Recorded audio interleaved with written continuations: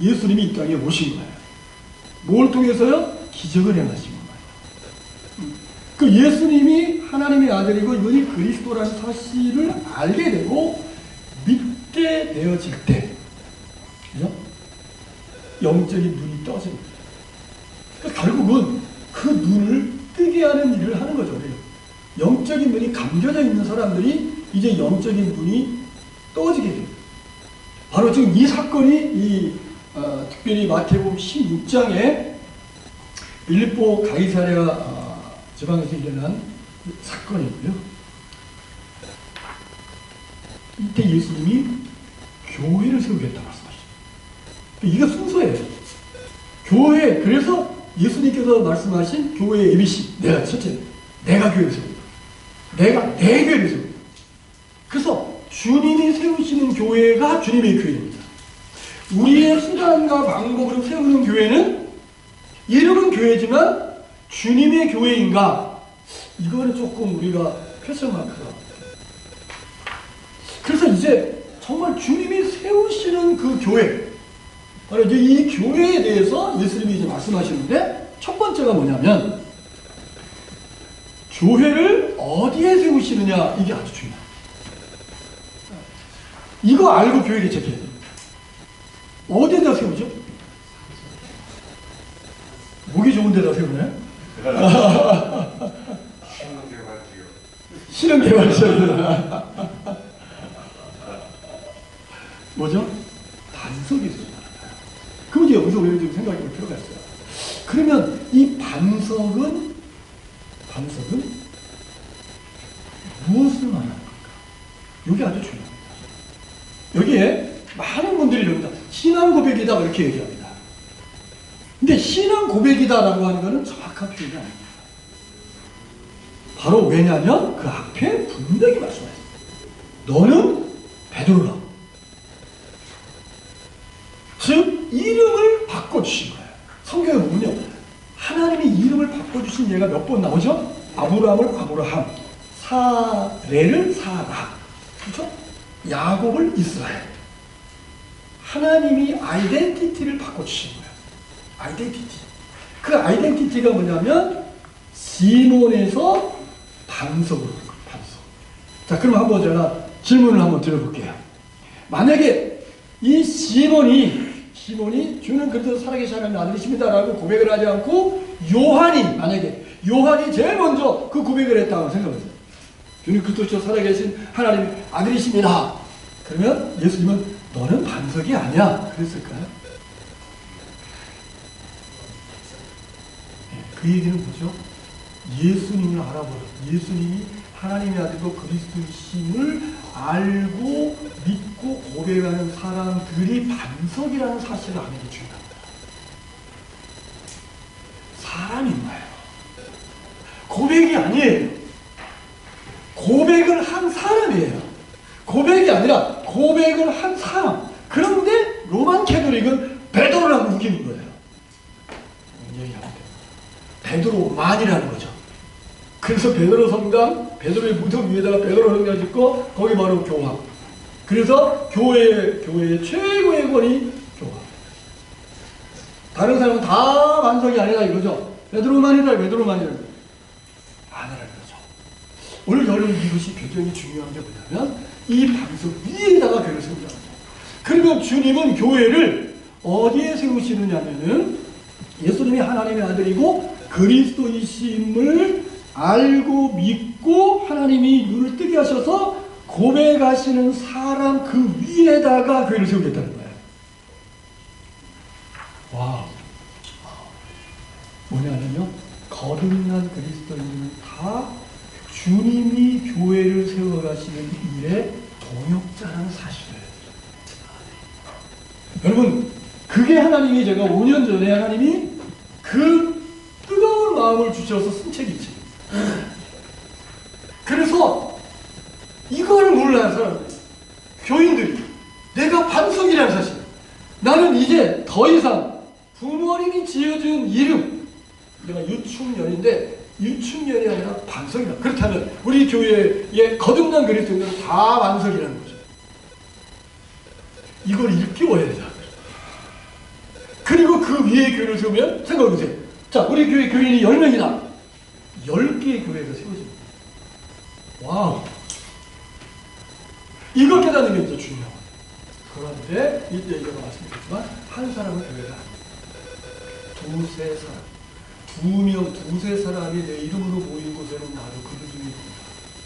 그래서 두세 명이 그리스도의 이름으로 모이는 이 소그룹, 이게 교회의 최소 단위입니다. 교회의 최소 단위. 자, 그러면 교회를 개척을 한다 그러면, 자, 사모님 반석이죠? 나 반석이죠? 자녀 반석이죠? 그러면 이게 뭐예요? 이게 교회죠, 교회. 이게 그리스도의 몸으로부터 시작하는 겁니다. 그래서 교회 개척은, 제가 셀교 운동을 하면서 셀교회 개척학교에서 4년 했는데, 그때 제가 했던 게 뭐냐면 돈 안 드는 교회 개척. 집에서 시작해요. 거기에서 목사님 가정부터 그리스도의 몸이 되고 교회가 돼서 이 그리스도의 몸, 이게 번식을 하는 거죠. 이게 번식을 해요. 2개가 되고 4개가 되고 번식이 돼서 한 8개, 7, 8개가 되면 그때 참여를 들어가요. 그게 저는 이제 지난번 제가 교회 개척 후연학교에 가서 제가 이 강의를 2시간 정도 했었는데요. 그 월세 때문에, 네? 100만 원, 150만 원이 월세를 내는 이것 때문에 너무너무 힘들어요. 그것 때문에 경제적으로 너무너무 결국 사모님을 일해야 돼요. 그리고 목사님 혼자 있으니까 살아갈 사람이 없죠. 이 악순환이 계속되고 있다는 거예요.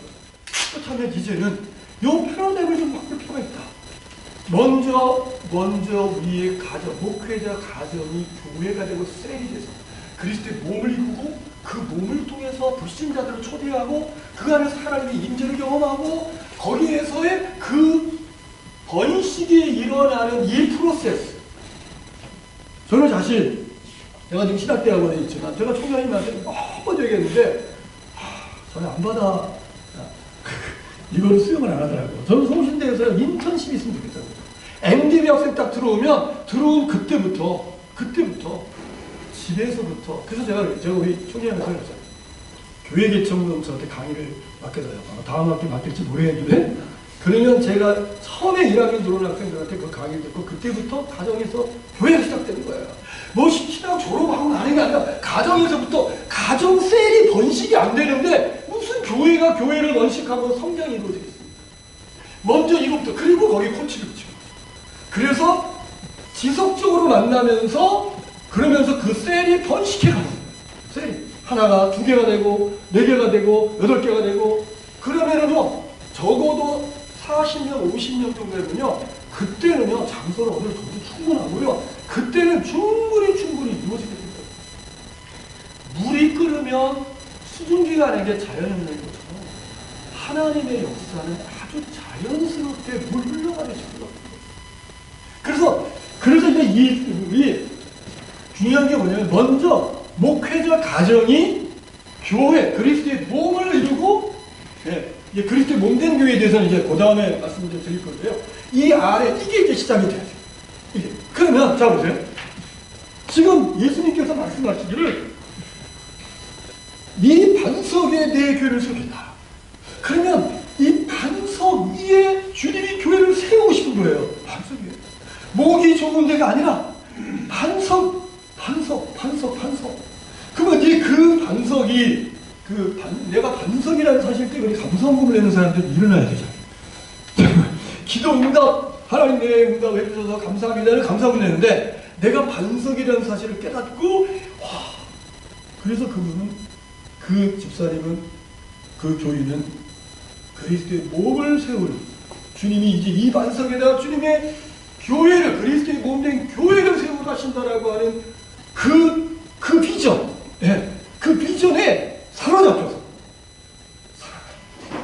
내가 일하는 일터에 그리스도의 몸을 세우고 학교에 캠퍼스에서 그리스도의 몸을 세우고 이 그리스도의 몸을 세워가는 그 주님의 비전에 사로잡혀 살아갑니다. 그래서 이 순서입니다. 자, 기적을 통해서 예수 누구신가를 알게 되면 이름을 바꿔주셔요. 정체성이 바뀝니다. 그럼 그때부터 중요한 건 뭐냐면 그리스도의 몸을 세우는 동역자라고 하는 사실. 그리스도의 몸을 세우는 동역자. 얼마나 놀라운 우주 만물을 만드신 그분의 내가 동역자가 됐다. 그게 창세전에 하나님 비전이고 이 일곱 과의 핵심이 바로 그겁니다.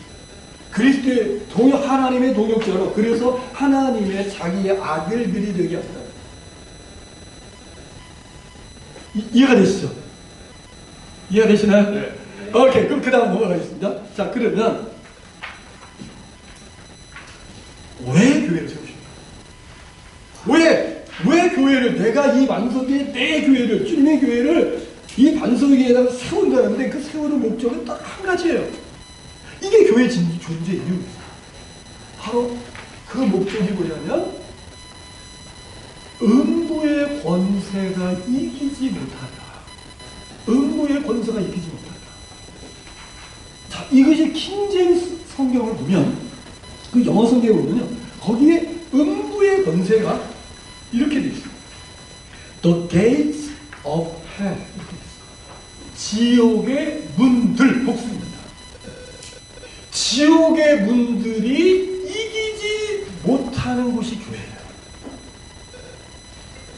자, 그럼 지옥의 문이란 뭡니까? 지옥으로 안내하고 인도하는 문입니다.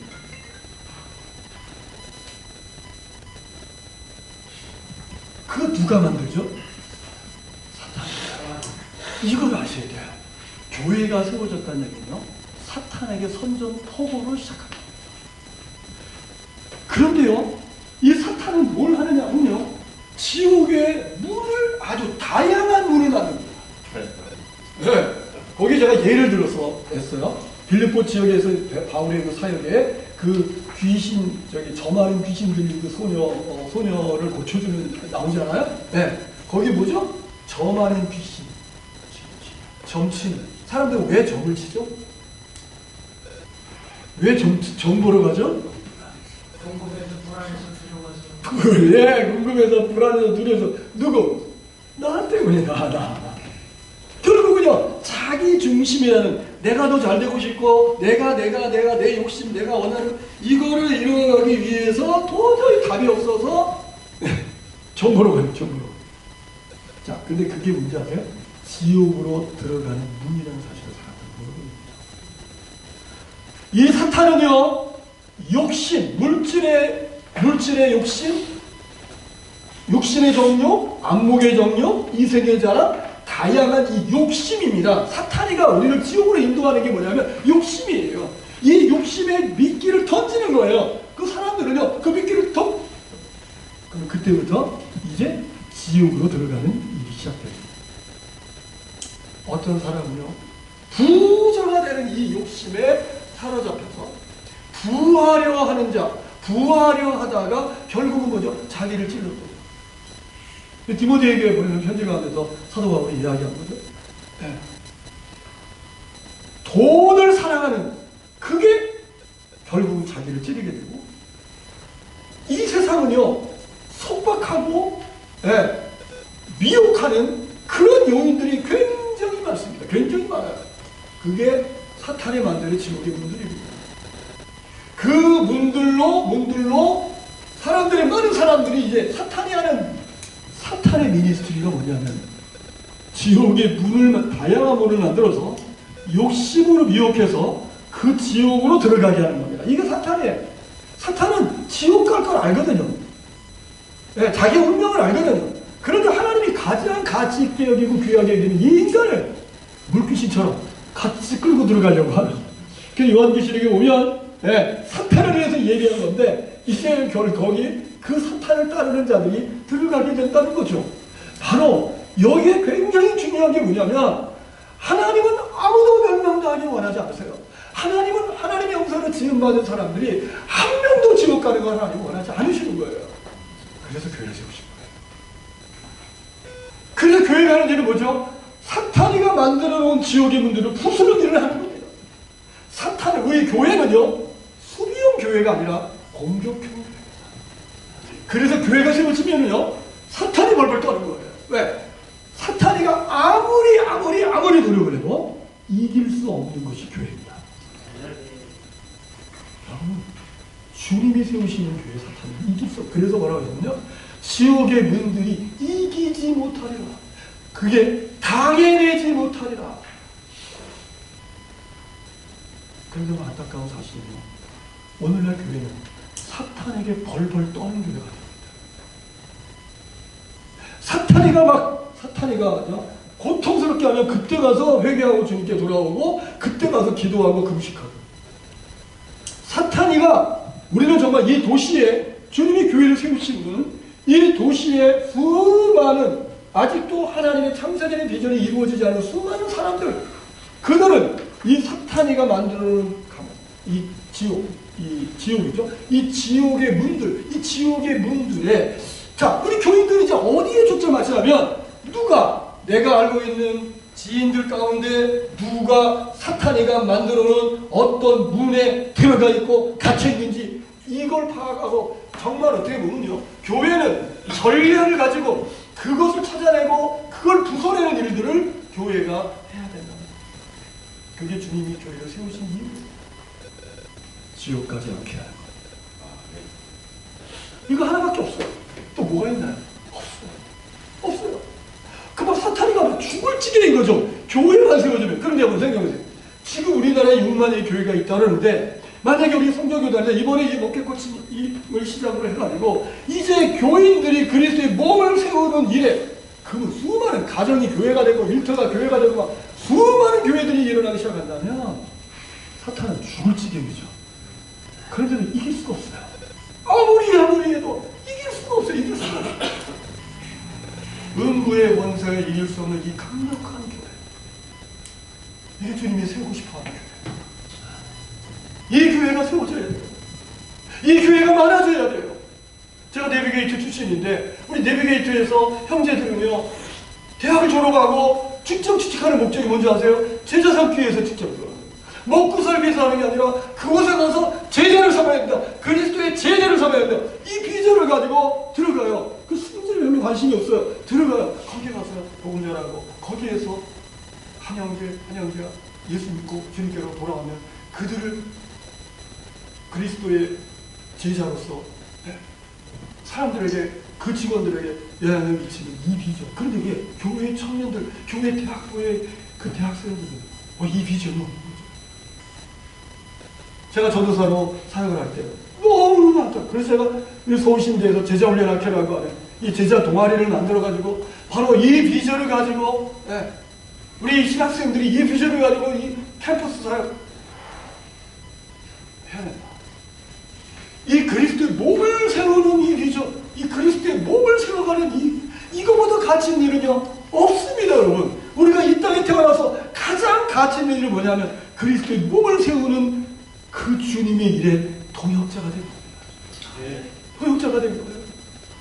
그래서 함께 그것을 이룬 거죠. 저희 집사람하고 저하고 우리 두 딸이 있는데, 우리 아이들이 직장생활을 하고 그곳에서 그리스도의 몸을 세우는 것이죠. 그러면 거기에 주님의 임재가 있게 되고, 그것이 지성소가 되고, 그곳에서 이제 그리스도의, 아직도 예수 하나님을 아버지라고 부를 수 없는, 아직도 하나님의 비전이 이루어지지 않는 그 사람들, 관계를 통해서 그 안에 계신 그리스도를 나타내고 보여주고, 그래서 그리스도의 몸의 확장이 이루어지는, 이게 예수님께서 교회를 세우시는 단 한 가지의 목적입니다. 음부의 권세가, 지옥의 문들이 이겨낼 수 없다라고 이야기합니다.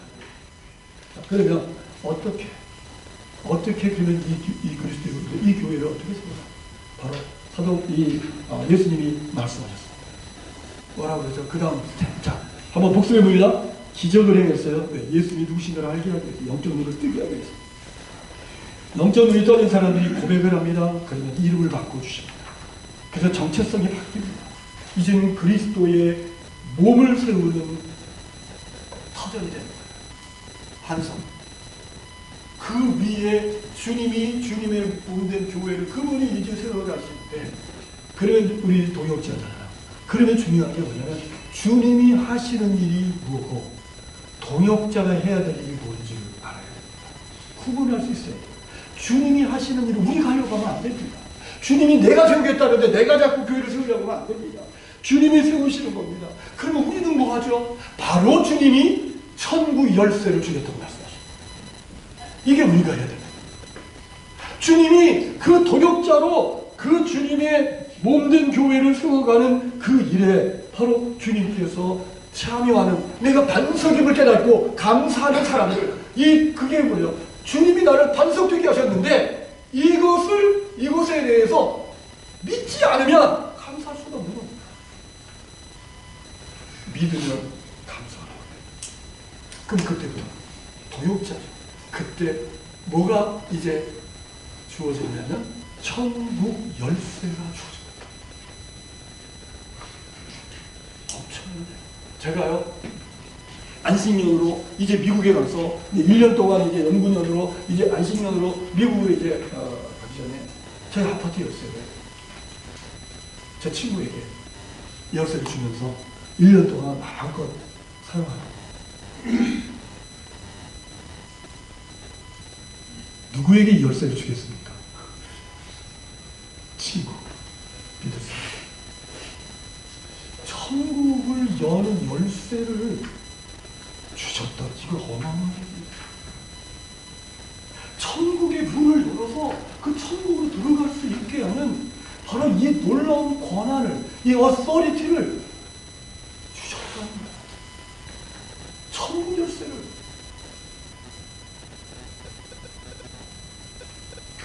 이번에 우리 국회 코칭을 통해서 하나님이 나에게 이 천국의 열쇠를 주셨다.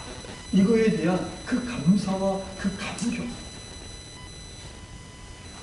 회복이 됐으면 좋겠습니다. 네. 그러면 이제 이 천국 열쇠는 두 가지의 기능이 있다고 말씀하셨어요. 하나는 매는 기능이고요. 또 하나는 푸는 기능이고. 매고 푸는 기능이 매고 푸는. 이게 천국 열쇠의 기능이에요. 천국 열쇠의 기능. 거기에 제가 여러분 이 교재에 자세하게 써놨는데요. 거기 한번 좀 볼까요? 한번 어디냐면 49페이지 한번 보시죠. 이 매는 기능은요, 매는데 제한이 없는 권세를 주신 거예요. 무엇이든지라는 표현이 중요해요. 무엇이든지 제한이 없다 이거예요. 제한이 없어요. 한계가 없어요.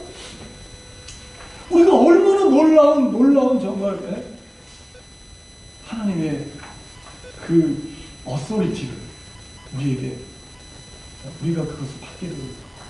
여기 보니까 무엇이든지 매면 하늘에서도 매게 된대요. 와. 매면요 하늘도 매요. 하늘도 매요. 맨다는 것은요, 이게 원어를 보면요, 특히 영어 성경은요, 이게 묶다, 묶는 것을 말하는 거죠. 이 지옥의 문을 만든 이 사탄, 이 악한 영을 묶어야만 지옥의 문들을 부수고 지옥의 문에 갇혀 있는 사람들을 구해낼 수가 있는 거예요. 네. 그 일을 우리가 해야 돼요. 저는 내가 잘 되기 위해서 열심히 노력하고 애쓰고 발버둥치고 그런 신앙생활에서 이제는요, 이 묶는, 이 악한 영들을 묶어내는, 그리고 그 속에 갇혀있는 영들을 구원내는, 제가 필리핀에서 경험한 교회가 바로 셀교회인데 그 셀교회가 그런 교회였어요. 여러분 거기에 악다오라고 하는 우리 목사님 필리핀에 자주 계셨다는데 거기에 악다오라고 이름도 잘 지어야 될 것 같아요. 악다오라고 하는 그 지역이 있는데 이 지역은요 거의 살인사건이 많죠. 일주일에 한 번은 살인사건이 나면 너무 정말 그 지역은 진짜 악다워요. 악다워. 그런데 거기에 이 PCCF, 제가 이제 셀교회를 경험했던 그 교회의 셀이 그 안에서 개척이 됐어요. 그 지역이 악다워요. 그리고 거기에서 지옥의 문들을, 사탄이가 어떤 지옥의 문들을 만들어 놓고 그리고 욕심을 가지고 이끌어가고 있는지를 정확하게 파악하기 시작해요. 그게 사실 교회입니다. 그게 셀이에요. 그리고 그 지역을 향해서 집중적으로 예수 그리스도의 이름의 권세를 가지고 그 땅을 밟으면서 축복하기를 시작했습니다. 놀라운 일이 났어요. 그 그 악다라고 하는 그 도시가, 그 도시는 아니죠. 그 도시의 이제 한 지역인데, 그 지역의 살인 사건들이 없어지고 시작했어요. 할렐루야. 그럼 이게 예수 믿는 말 아닌가요? 네? 그 지역에 하나님이 마약 중독자들을 어떻게 바꾸시고 하나님이 그 지역에 어떻게 역사하시는지를 세레브레이션의 주일 예배가 축제 예배가 되는 거죠. 그러니까 그 예수 그리스도의 이름의 이 놀라운 권세를 우리에게 주셨잖아요. 이 예수님의 권세를 가지고 이 악한 영들을 묶는 일들이 일어나야 됩니다. 그 예수님께서 예루살렘에 내려온 서기관들이 막 바알새를 지켰다, 뭐 귀신의 왕을 힘입어서 귀신을 쫓아낸다, 이렇게 얘기해서 예수님께서 그들을 불러다가 비유로 말씀하셔. 사탄이 어찌 사탄을 쫓아낼 수 있는가? 만일 나라가 스스로 분쟁하면은 그 나라가 설 수가 없다. 네? 만일 집이 스스로 분쟁하면 집이 설 수 없다. 그러면서 뭐라고 그러죠? 사람이 먼저 강한 자를 결박하죠. 그 강한 자의 집에 들어가서 세간을 강탈하지 못하는. 저는 지금 이 나라의 문재인 정부는 말만은 거짓말이잖아요. 거짓말은 사탄의 아비죠. 영적 전쟁인 거죠. 이 영적 전쟁을 하고 있다는 사실입니다. 그래서 6만의 교회가 있는데, 아니 이 사탄이가 말이죠. 얼마나, 아니 국가까지 지금 장악을 해가지고 얼마나 좌지우지하고 있습니까? 저는 감사한 게 그래도 기독교인들이 일어나다면 너무 감사하고요. 막 철야를 하고 말이죠. 25일, 26일날 막 철야하면서 막 기도하고 하고 싶어합니다. 역시 기독교가 그동안 이미지가 많이 실추되어 있는데 이제 정말 그래서요. 어떤 얘기냐면요. 믿지 않는 사람들이 지금 나도 예수 믿겠다고 오는 사람들이 지금 막 생겨나고 있다는 거예요. 할렐루야. 와, 이 얼마나 감사합니다. 이걸 해야 돼요. 교회 안에서만 기도하지 말고 밖으로 나가서 기도해야 돼요. 악한 영들이 있는 그 지역에 가서 그 땅을 가면서 악한 영들을 쫓아내고 이러한 것들을 교회가 해야 되는데 바로 이게 주님이 교회를 세우시는 바로 그겁니다. 그래서 강한 자부터 강한 자를 갖다가 결박을 해야만 이게 늑탈한다 이거죠. 결박을 해야만 그 속에 갇혀있는 영혼들을 구원해낼 수가 있다는 겁니다. 이게 예수님께서 말씀하신 겁니다. 그래서 또 사도행전 16장 여러분 거기 보시면은 점치는 귀신들이 있죠? 바로 지옥에 보는 점치는 것이었죠. 사도 바울에게는 천국 열쇠가 있어요.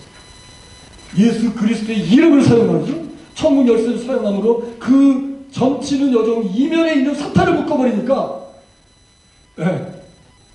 어떤 일이 일어나죠? 더 이상 점을 칠 수가 없어요. 오늘 이것이 정말 다음 세대 넥스트레이션 주일학교, 중등부, 고등부 이 학생들이 자기가 다니는 학교에서 이거 해야 되는 거죠. 거기서 그리스도의 몸을 세워야 되죠. 아멘이 없네요. 그 비전을 가지고 아이들이 말이죠. 그곳에서 그리스도의 몸을 세워가는 바로 이러한 일을 해야 된다는 거죠. 두 번째는요. 푸는 길입니다. 푸는 길. 이 푼다는 것은 뭐냐면 잠겨 있는 것이 전제되어져 있는 거죠. 인간이 타락한 이후에 천국은 굳게 닫혀 있어요. 인간이 아무리 천국의 문을 열려고 해도 인간의 능력으로는 수가 없어요. 사도 바울이 이렇게 말합니다. 모든 사람이 죄를 보면서 하나님의 하나님의 그 영광에 이를 수가 없다. 우리의 능력으로 우리의 노력은 도저히 할 수 없어요. 하나님께로 가는 길이 막히게 된 거죠. 인간의 어떤 수단과 방법도 하나님에 계신 천국의 문을 열 수가 없는 거죠. 바로 예수 그리스도 길과 진리가 되시고 생명이 되시는 그분을 통해서만 들어갈 수가 있는데 바로 그분이 세우시는 교회에 도역자들에게 그 천국 열쇠를 주셔서 이제는 천국의 문을 열고 많은 사람들이 그 천국의 문으로 들어갈 수 있게 하는 이 놀라운 그 일이 어떻게 가능한가? 마태복음 16장 18장 특별히 18장에 답이 나옵니다. 16장과 18장을 보면요 거기에 천국 열쇠의 기능이 마태복음 16장에 기록되어 있어요. 네. 그래서 내가 천국 열쇠를 주리니 하면서 무엇이든지 땅에서 매며 하늘에 매일 것이고 무엇이든 땅에서 풀며 하늘에서 풀릴 것이다 라고 말씀하셨는데 그게 18장에 가면요 18장에도 한번 읽어볼까요? 18장 18절 시작.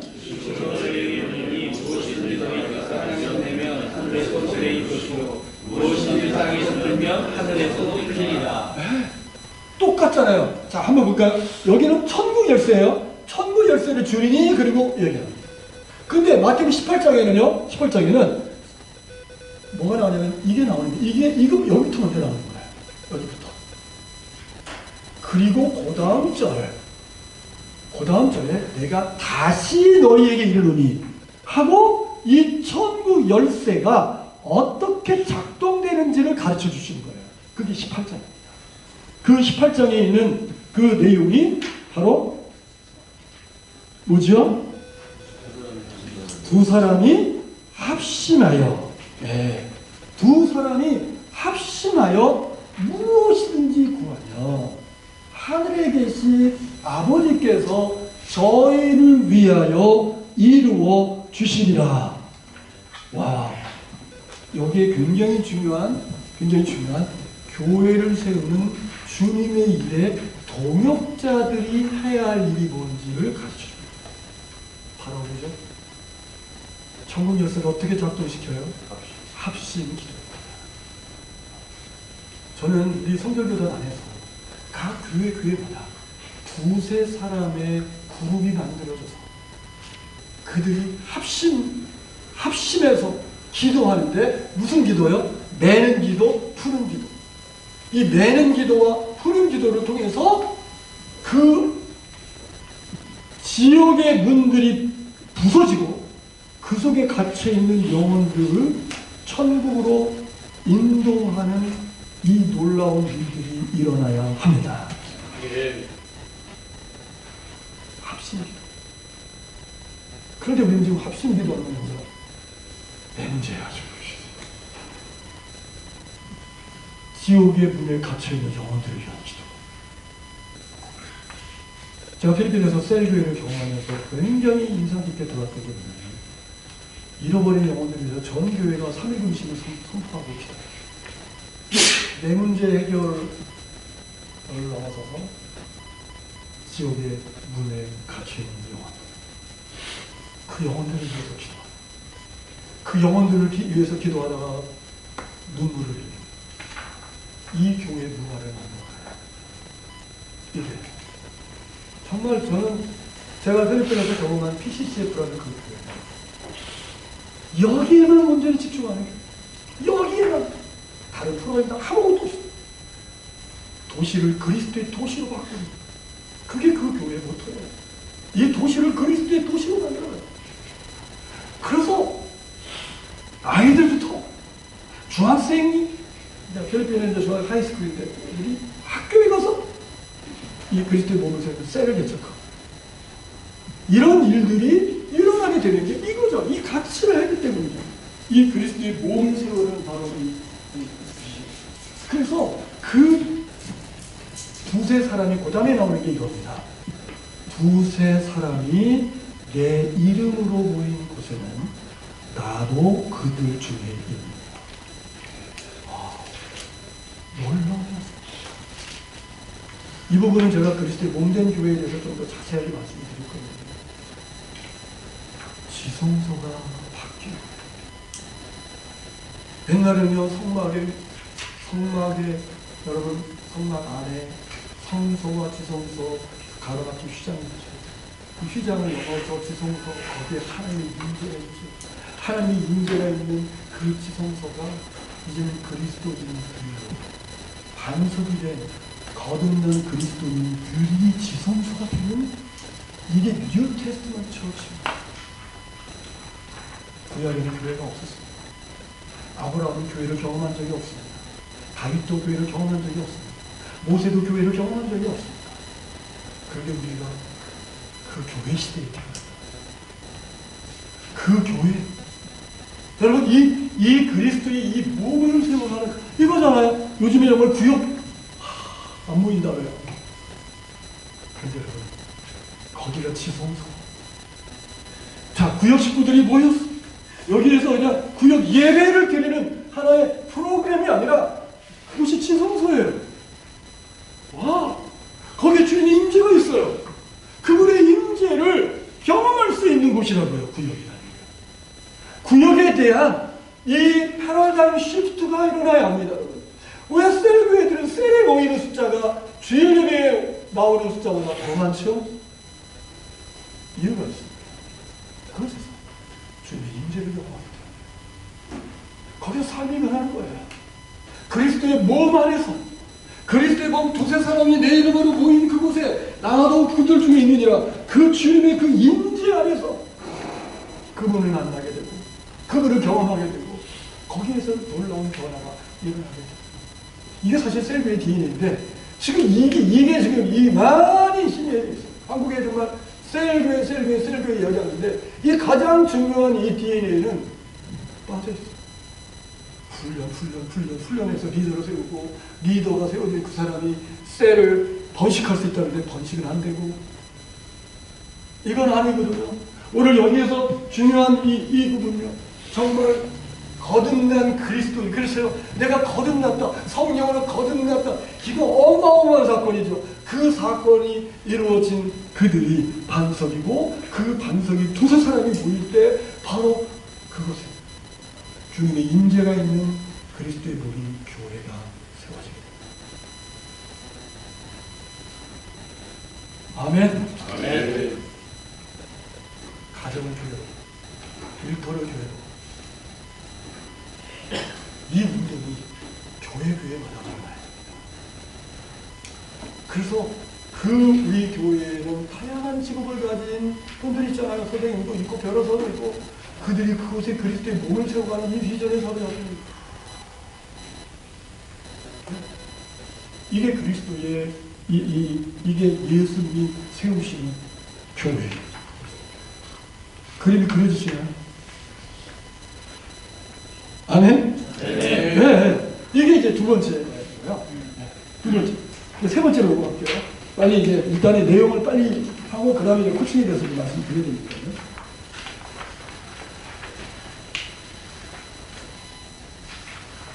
자, 이제 세 번째는요. 그리스도의 몸된 교회입니다. 주님이 세우시는 교회. 그 주님이 세우시는 그 교회가 바로 그리스도의 몸된 교회라는 거예요. 네. 거기 이제 인트로가 있죠? 한번 인트로를 한번 읽어볼까요? 네, 인트로 시작.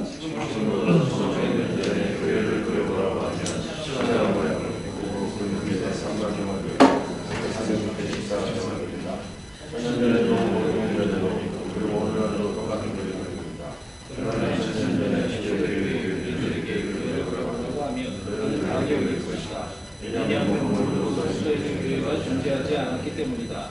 그들은 사람의 모양을 그릴 것이다. 그리고 교회에 대하여 설명하기를 너희는 교회의 몸이시는 그리스도이시고요. 몸은 그리스도의 지체로 이루어져 있는 그리스도의 몸이다. 그리스도의 몸이 교회의 머리 되시는 그리스도의 지체에 의해 움직인다. 한마디로 교회는 교회의 머리 되시는 그리스도를 세상에 보내주는 그리스도의 몸이다. 네. 어떻게 생각하시나요? 맞다고 생각하시나요? 네. 왜 하나님이 디자인하시고 예수님이 약속하신 교회가 이 땅에 세워졌을 때 왜 건물이 없었지? 우리 이거 좀 깊이 생각할 필요가 있습니다. 왜 건물로 세우지 않으셨을까? 유대인들은 성전 중심의 신앙생활을 했고 그 성전 하나님의 임재가 있는 그 성전의 이 성전으로 교회를 세운다면 유대인들은 쉽게 이 교회에 대해서 이해가 쉬웠고 적응도 쉬웠을 텐데 왜 그렇게 하셨을까?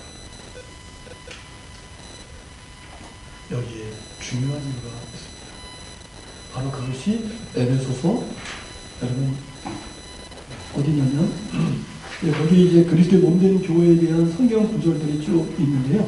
그 구절들을 제가 로마서 12장 4절부터 이렇게 초대교회는요 그리스도의 몸이 교회라는 이게 굉장히 중요했다는 사실을 제가 여러 바울서신에 사도 바울이 이제 쓴 편지의 내용들을 쭉 읽도록 제가 성경구절을 넣었고요.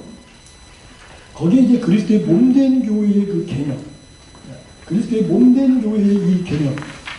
자, 여기에 이 부분이요. 이 그리스도의 몸된, 자, 교회 안에서 성도들에게 교회가 무엇입니까? 질문해 보면 교회된 정의가 아주 많아요. 다양해요. 나는 교회가 이거라고, 나는 교회가 이거라고 생각, 나는 교회가 이거라고 생각. 교회의 정의가 많으면요, 교회가 하나 될 수가 없어요. 왜냐면요, 내가 원하는 교회가 이건데 우리 교회가 그렇게 안 가는 것 같으면 자꾸 컴플레인을 거지. 예. 교회는 세상을 향해서 하나님의 능력을 나타내는 거야. 그러면 하나님의 능력이 막 나타나는 일이 교회에서 일어나야 되는데 이게 안 일어나면 그러면 교인들은 이제 굉장히 혼란스러워하고 힘들어하고 교회는요 세상을 향해서 막 사랑을 많이 베푸는 교회인데 사랑을 많이 베푸는데 이 교회는 왜 우리 교회는 왜 사랑을 베푸지 않습니까? 전 중요한 게요 데피니션이죠. 교회를 어떻게 정의하는가. 적어도 우리 교회는 어린아이부터 노인까지 하나의 정의를 갖고 있어요. 바로 하나의 정의를 성경은 말합니다. 사도 바울에게 교회가 뭐예요? 라고 묻는다면 사도 바울은 교회는 하고 에베소 1장 23절에서 교회는 그의 몸입니다. 사도 바울이 이해한 교회는요 그리스도의 몸입니다. 그리스도의 몸. 그래서 이 몸의 개념을 우리가 좀 이해할 필요가 있습니다. 그리스도의 몸이라는 거죠. 그리스도의 몸. 그래서 먼저 우리는 이 그리스도에 대한 이해. 우리 목사님들이 뭐 너무 잘 아는 건데 여기에서 굉장히 중요한 부분을 하나 말씀드리려고 합니다. 그것은 아까도 제가 말씀드린 것처럼 요한복음을 기록한 목적이 예수가 그리스도이심을 알게 하는 거라고 했습니다. 믿게 하는 거라고 했습니다. 그렇죠? 그리스도라는 것은 뭐냐면 바로 신성을 말해요. 하나님의 아들인 거죠. 태초에 말씀이 계십니다. 바로 그거죠. 그리스도죠. 그리스도. 그런데 그 그리스도가 이제 이 땅에 몸을 입고 그게 뭐죠? 성육신이죠. 그래서 성육신에 대해서 좀 이해해야 돼요. 한번 어디 보시냐면요. 그 67쪽 밑에 예수님의 몸 그 부분 나올까요? 그리스도의 몸에 대해서 자, 그리스도의 몸에 대해서 생각이 될 때 우리는 성육신하신 예수님의 몸에 대해서 생각이 되는데 성육신에 대해서 히브리서를 기록한 기자는 이렇게 기록합니다. 읽어볼까요? 시작. 그러므로 주께서 세상에 임하실 때에 이르시되 하나님이 제사와 예물을 원하지 아니하시고 오직 나를 위하여 한 몸을 예비하셨도다. 자, 이 말씀을 제가 설명을 드리면요 이겁니다. 주께서 세상에 임하실 때 자, 그 주가 누구죠? 이제 그 앞에 여러분들이 구절을 보면 거기에 히브리서를 기록한 이 기자는 이 주께서 세상에 임하셨다라고 이야기하는데 앞에 문맥을 보면 성경은 문맥이 굉장히 중요합니다. 어느 한 절만 가지고 우리는 설교하면 안 됩니다. 그 절 앞에 뒤에 있는 문맥. 자, 히브리서 9장 26에서 28절을 보면요. 한번 읽어볼까요? 시작. 그리하면 그가 세상을 창조한 때부터 자주 고난을 받아야 할 것이거든.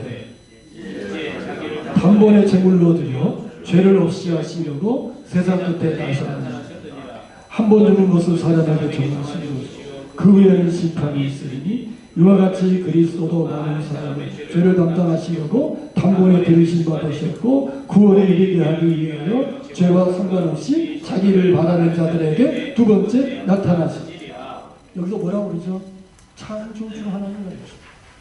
여기에 그 주는 창조주, 온 우주 만물을 창조하신 창조주라는 거죠. 그런데 그분이 단번에 이 땅에 오셔서 자기를 제물로 드려서 죄를 없이 하셨다는 겁니다. 죄를 완전히 없이 하셨다. 그리고 많은 사람의 죄를 담당하려고 단번에 들이신 그리스도, 그리고 이제 다시 오실 바로 그 그리스도를 이야기하고 있는 거죠.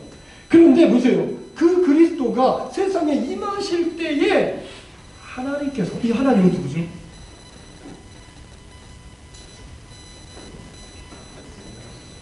성부 하나님이죠. 하나님 아버지죠. 하나님 아버지가 뭐랬죠? 나를 위하여 한 몸을 예비하셨다. 그 몸을 어떻게 예비했죠?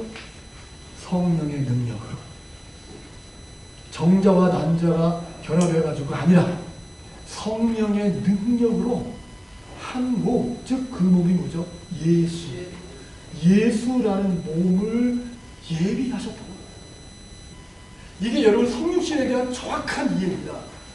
자, 그리스도 창조 주신 그분이 하나님 아버지가 예비하신 예수라는 몸에 임하셨다는 것입니다.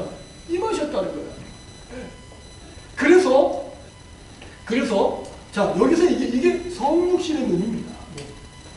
여기는요, 하나님의 아들의 임재가 있는 곳입니다. 그래서 그 당시에 많은 사람들이 그렇지만 하나님 아버지가 성령님을 통해서 그 안에 와 계신 분은 예수님밖에 없었습니다. 그리고 성령에 이끌려서 사셨어요. 그래서 하나님의 임재 가운데 사셨어요. 그게 성육신의 몸입니다. 그런데 예수님은 우리가 또 연약한 몸이죠. 먹지 못하면 배고픔을 느끼고요. 그리고 여행을 오랫동안 하면 피곤함을 느끼고요. 그리고 가버나움에 예수 모셨다면 가버나움을 가야만 예수 만날 수 있는 거죠. 예수님이 가버나움에 예루살렘에 뭐 동시에 나타날 수 없는 몸이죠. 한 번에 한 장소에만 머물 수 있는 시간과 공간의 제약을 갖는 몸이에요. 그런데 우리와 달랐던 것은 또 제자들, 12제자들과 달랐던 것은 하나님의 영이 거했습니다. 하나님 아버지가 성령님을 통해서 그 안에. 그래서 예수님은 예수를 핍박하는 유대인들을 향해서 나를 보내신 이가 나와 함께 하시는도다. 임마누엘. 그분의 임재 안에. 제자들은 그분의 임재 안에서 사는 삶을 보고 배우는 게 제자입니다. 이 성육신의 몸인데, 그런데 문제는 뭐냐면 이 몸은요, 시간과 공간의 제약을 받았어요. 그래서 예수님은요, 이스라엘의 잃어버린 양에게로 가라. 사역의 그 한계가 이스라엘의 잃어버린 양. 그래서 11호 자가용을 타고 제자들과 함께 정말 여러분 예루살렘, 저기 뭐죠, 유대와 사마리아 그리고 갈릴리 두루 다니시면서, 그죠? 예수님이 가는 곳마다 거기에 하나님의 임재가 있는 거예요. 그 하나님의 임재가 드러나는 게 능력입니다. 그게 기적이죠. 그러니까 그렇게 하셨거든요. 그런데요, 이 세계에는 이스라엘만 있나요? 한국도 있잖아요. 중국도 있잖아요. 이제는요, 새로운 몸이 필요한 것입니다. 새로운 몸. 이제는 시간과 공간의 제약을 받지 않는 이 새로운 하나님의 임재가 있는 이 새로운 몸이 필요했어요. 바로 그 몸이 교회인 것입니다. New body. 새로운 몸. 그리스도의 새로운 몸. 예수님이 자기 몸을 찢으심으로 이 땅에 그리스도의 새로운 new body, 새로운 몸이 이 땅에 만들어지게 됐다는 거예요.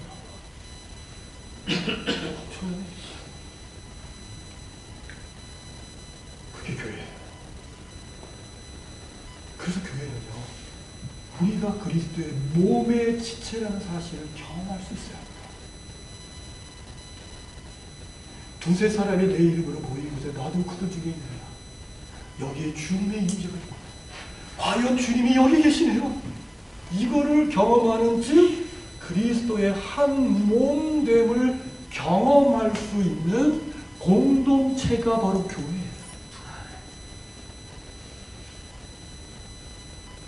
그걸 세리라고 이야기합니다. 오늘 저는 우리 성결교단 안에서 교회마다 이 안에 이런 두세 사람이 내 이름으로 모인 곳에 나도 그들 중에 있느니라. 그 모임 가운데 주님의 임재가 있는, 성가대원들이 모여서 성가 연습하는 거기에 주님의 임재가 있는 거예요. 여정도에 모이는데 거기에 주님의 임재가 있는 거예요. 당회에 모이는데 거기에 주님의 임재가 있는 거예요. 당회에서 모든 당회원들과 함께 교회 머리 되신 주님께 묻고, 주님 우리 교회가 어디로 가야 합니까? 무엇을 해야 됩니까? 주님 말씀해 주세요 하고 금식하며 하나님의 얼굴을 구하는 그런 교회가 안디옥 교회였습니다. 그 교회의 회복이, 그래서 주님의 마음이 그 장로님들 안에 성령이 계시잖아요. 안 계시나요? 안 계신 장로님도 있더라고요. 제가 부교육자한테 보니까. 예. 그분이 말이죠. 사업을 하다가 막 부도가 나가지고 막 쫓겨다니는 거예요. 그 장로님 만났어요. 그래서 제가 장로님에게 질문했어요. 장로님, 오늘밤 주고도 천국에 갈 수 있다고 생각하십니까? 그러잖아요. 요즘 같아서는 못 갈 것 같아요. 제가 전도사한테요. 그래서 제가 장로님에게 보고를 전했어요. 그리스도의 지체, 한 영혼이 거듭났다는 너무 셀레브레이션. 그들이 그리스도의 몸의 지체로 들어오는 거죠. 그리스도의 몸의 지체로 들어와야 돼요. 근데 우리는 지금 새신자만을 통해서 교회로 들어가요. 새신자만을 통해서 그리스도의 몸에 거듭난 사람들이 그리스도의 몸으로 들어가는 그게 세례입니다. 그래서 저는 세례를 물로 찍어내는 이거가 아니라 물속으로 들어가야 돼요.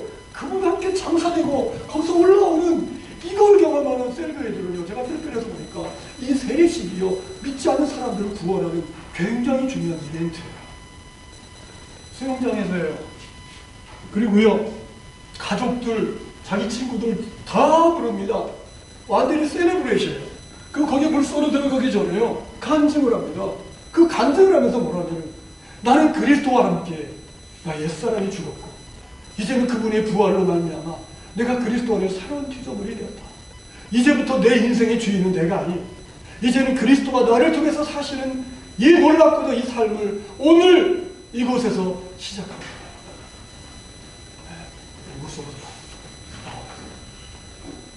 여러분 거기에 참여했던 친구가 거기에 참여했던 가족이 거기에 참여했던 지인들이 이 친구가 변했다 했는데 알았다. 하나님의 사랑 때문이다. 은혜 때문이다. 그래서 그들이요 주님께로 돌아오는 일들이 일어나는 게 세례예요. 그래서 제가 한국에 와서 셀리 운동을 하면서 이거를 굉장히 많이 감정했어요.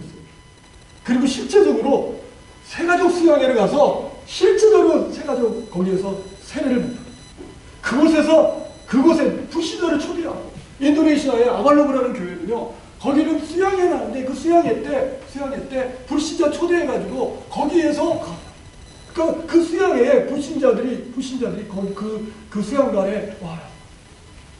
거기서 불송을 하는 거예요. 눈물을 흘리면서 앞으로 새로운 삶에서 이제는 것은 지나갔으니 나는 새 것이 되었다. 이 그리스도의 몸으로 들어가는 그래서 베드로의 설교 여러분 기억하시죠? 뭐라고 그러죠? 각각 예수 그리스도의 이름으로 세례를 받는 그 세례라는 게 물속으로 들어가고 물에서 나오는 예수님의 죽음의 연합, 부활의 연합. 예수님의 죽음으로 말미암아 내 옛사람이 죽고 부활로 말미암아 내가 그리스도 안에 새 생명을 얻을 수 있게 되었다는 사실을 믿지 않는 사람들은 절대 세례 주면 안 돼요. 그래서 그리스도의 몸으로 그러면 그들은 그리스도의 몸에 이제 일원이 돼서 그리스도의 몸을 세워가는 이제 또 다른 그리스도의 몸을 세워가는 일을 이루어갈 수 있게 된다고 하는 거죠. 그리고 왜? 그리스도의 몸된 교회, 이 그리스도의 이 몸된 교회를 세우셨다. 머리의 지시를 받는 게 몸입니다. 머리의 지시. 그래서 이 몸의 기능을 우리 하시는 거예요. 지금 제가 막 그래서 굉장히 목이 타요. 내가 목이 탄다는 사실을 누가 알려줬어요? 머리예요. 이 하나님은요, 이 머리에 뇌가 있죠. 이 뇌의 모든 게 전부 시신경으로 다 연결되어 있습니다. 오장육부의 모든 것은 다 시신경으로. 그래서 여기에서 일어나는 모든 정보들이 이 신경을 통해서 여기에 기억되고 저장되도록 하나님 만드셨어요. 이 머리의 지시를 받지 않는 몸은 몸이 아닙니다. 그건 죽은 몸입니다. 그게 사대교회예요. 살았다 하나 죽었다. 왜? 머리의 지시를 안 받거든요. 머리의 지시를 안 받거든요. 그 머리의 지시는 그리스도의 이 지시를 받는데, 자, 목이 타잖아요. 그럼 제가 목이 타면 이제 물이 어딘가를 이제 찾아보잖아요. 저기 물 있잖아요. 자, 우리 몸의 지체 가운데 눈이 본 거예요. 그럼 이제 내가 가죠? 가면 그 다음에는 이제 이 발이죠. 이제 자, 눈의 지체, 그 다음에 발이죠, 발. 이렇게 발로 걸어갔죠? 그 다음에 이제 어떤 지체가 필요하죠? 손이죠. 그럼 손이 이제 이거를 또 잡아야 되죠. 그럼 이게 이 다섯 손가락이 다 있어야 돼요. 이게 잡죠. 그럼 그 다음에 이제 물을 마시는 거죠.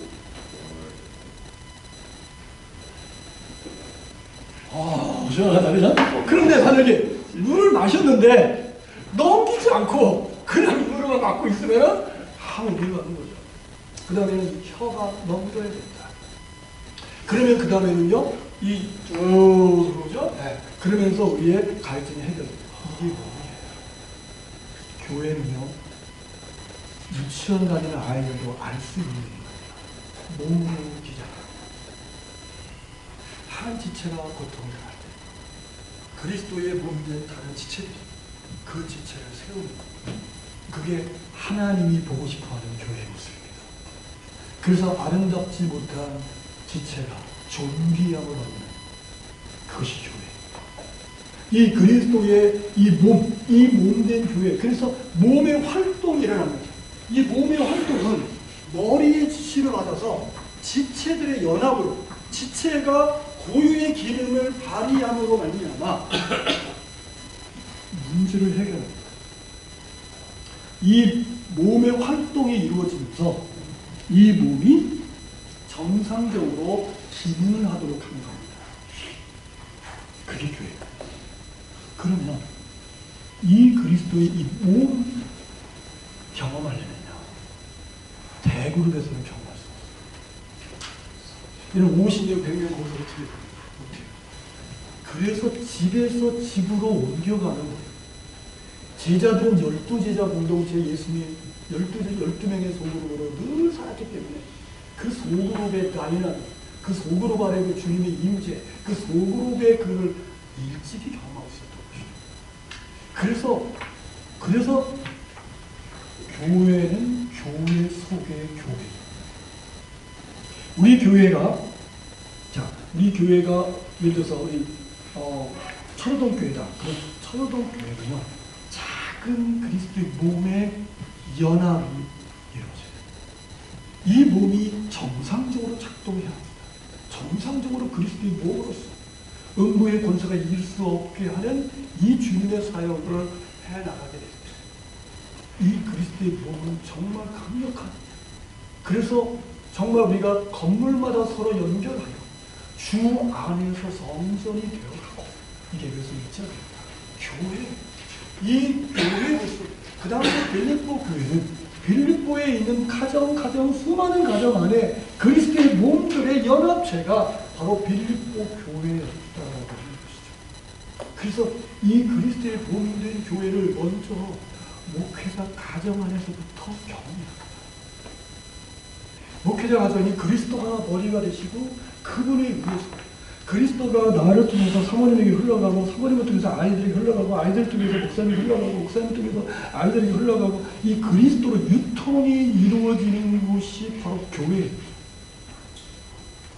이 공동체가 이 세상을 바꿀 수 있습니다. 이 공동체, 음부의 권세가 이길 수 없는 아주 강력한 공동체입니다. 이 공동체에 이 그리스도의 이 몸된 이 교회. 그래서 여러분이 여기 보시면요, 어디 있냐면 69쪽을 한번 보세요.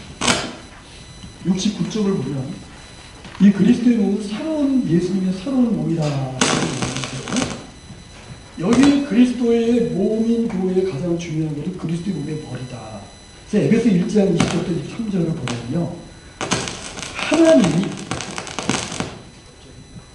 하나님이 교회를 천사에 디자인하시고 어떻게 그리스도의 몸된 교회, 그 교회의 머리를 준비하셨는지, 이거 중요해요.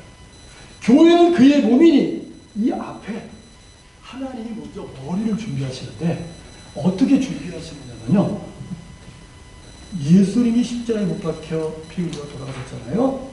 죽은 자들 가운데서 예수 그리스도를 살리심으로 교회의 머리 준비가 시작됩니다.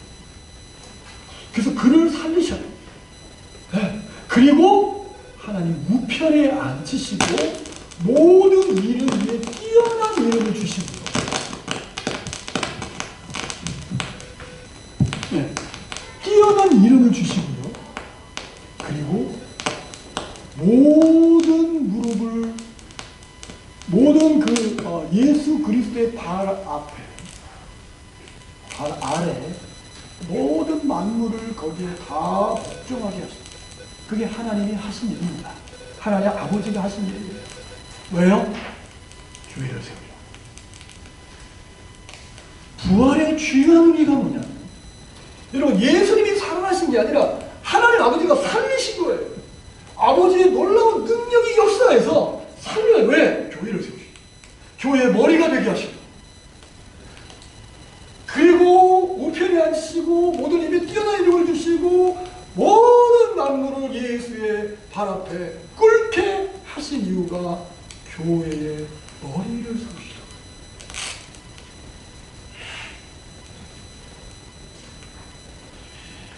그래서 우리 목회자들은요, 혹시 내가 머리의 역할을 하고 있지 않는가를 늘 돌아볼 수 있어야 합니다.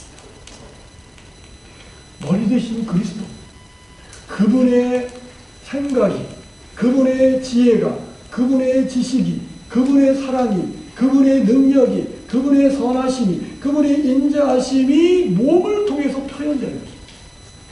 그러니까 그리스도의 몸된 교회, 그 몸을 통해서 머리 대신 그리스도의 자원이 흘러가요. 그래서 교회는 그의 몸이니 만물을 충만케 하시는 자의 충만이니라. 그리스도로 꽉 차 있는 것입니다. 그리고 그분이 흘러 넘치는 것입니다. 그게 교회입니다. 세상을 향해서. 세상을 향해서 그리스도를 드러내고 그리스도를 나타내고 보여주는 이 그리스도의 몸된 교회.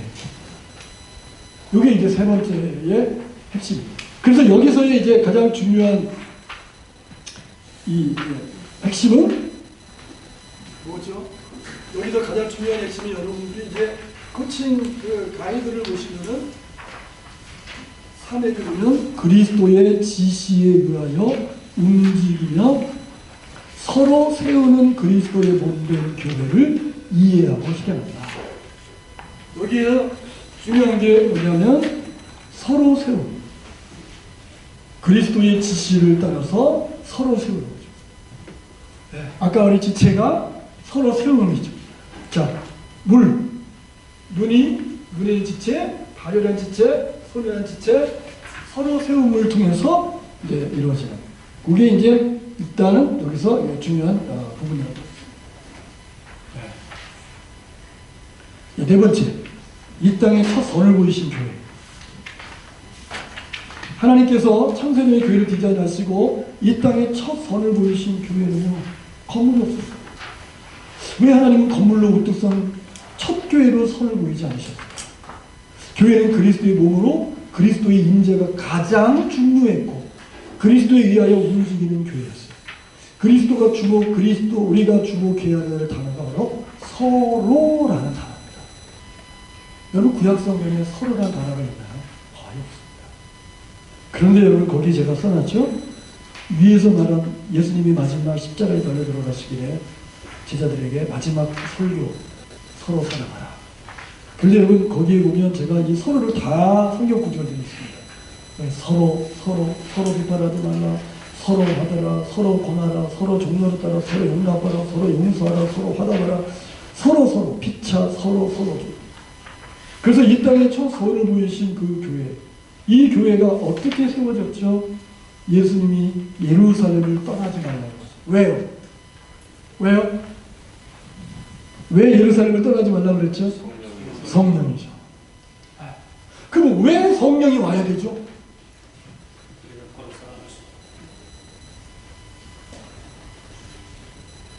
그리스도의 몸이 세워졌어요. 그래서 이게 성령 세례가요, 능력을 나타내는 거로 너무나 많이 지금 오순절 은사주의 운동 쪽으로 너무나 하는 교회가 그쪽으로 치닫고 있어요. 성령이 오신 가장 중요한 거는요, 그리스도의 몸이 세워집니다. 성령이 비둘기 같은 성령이 임함으로 하나님의 임재 가운데 예수님이 사실 수 있었던 것처럼 성령이 임함으로, 그래서 성령 세례의 가장 중요한 것은 뭐냐면 한 몸 되게 하는 것입니다. 이 그리스도의 몸을 만드는 거예요. 이 그리스도의 몸을. 그래서 거기 보면 이제 성령 세례 받는 것에 대해서 몸은 하나인데 지체가 이렇게 많고 한 몸인 것 같이 이렇게 돼 있죠. 헬라 유대인이나 헬라인이나 종이나 자연이나 다 한 성령으로 뭐예요? 세례를 88조 세례를 받아 뭐예요? 한 몸이 되었고, 성령 세례의 가장 중요한 거는요 한 몸이라는 거예요. 지체가 다 다른데 그 지체가 한 몸이 되어지는 이 역사가, 즉 그리스도의 지체가 돼서 몸을 이룰 수 있게 됩니다. 이 부분을 이제 이야기합니다. 그럼 성령이 임하였을 때 일어난 변화가 뭘까요? 성령이 임함으로 일어난 변화가 첫째가 거듭남입니다. 여러분, 이 불의 혀같이, 그러니까 이 불의 혀 모양을 이 불덩어리가 탁 나타나더니 말이죠. 이게 하나가 둘이 되고 둘이 네 개가 되고 8개가 되고 막 쭉쭉 갈라지더니 거기 120명이 있는데요. 그 120명 각자 머리 위에 그 불덩어리가 다 놓였다고 그랬어요. 그리고 성령의 충만함을 받았다는 거 성경을 말하고 있습니다. 예수님께서 니고데모에게 물과 성령으로 나지 않으면 하나님 나라에 들어갈 수 없고 볼 수 없다고 했죠. 제자들은 구원받았나요? 아직 구원 못 받았죠. 예수님 기적을 다 봤어요. 예수님 고난, 죽음, 부활 다 겪었습니다. 부활하신 주님을 만났습니다. 40일 동안 예수님의 부활의 그 증거들을 보았습니다. 그런데요, 아직 성령이 임하지 않았습니다. 아직 성령이 임해야지 거듭나잖아요. 근데 드디어 성령이 임해요. 그래서 120명이 거기 모인 이 120명이 이제 이 성령이 임하는, 그래 누구에게 임해요?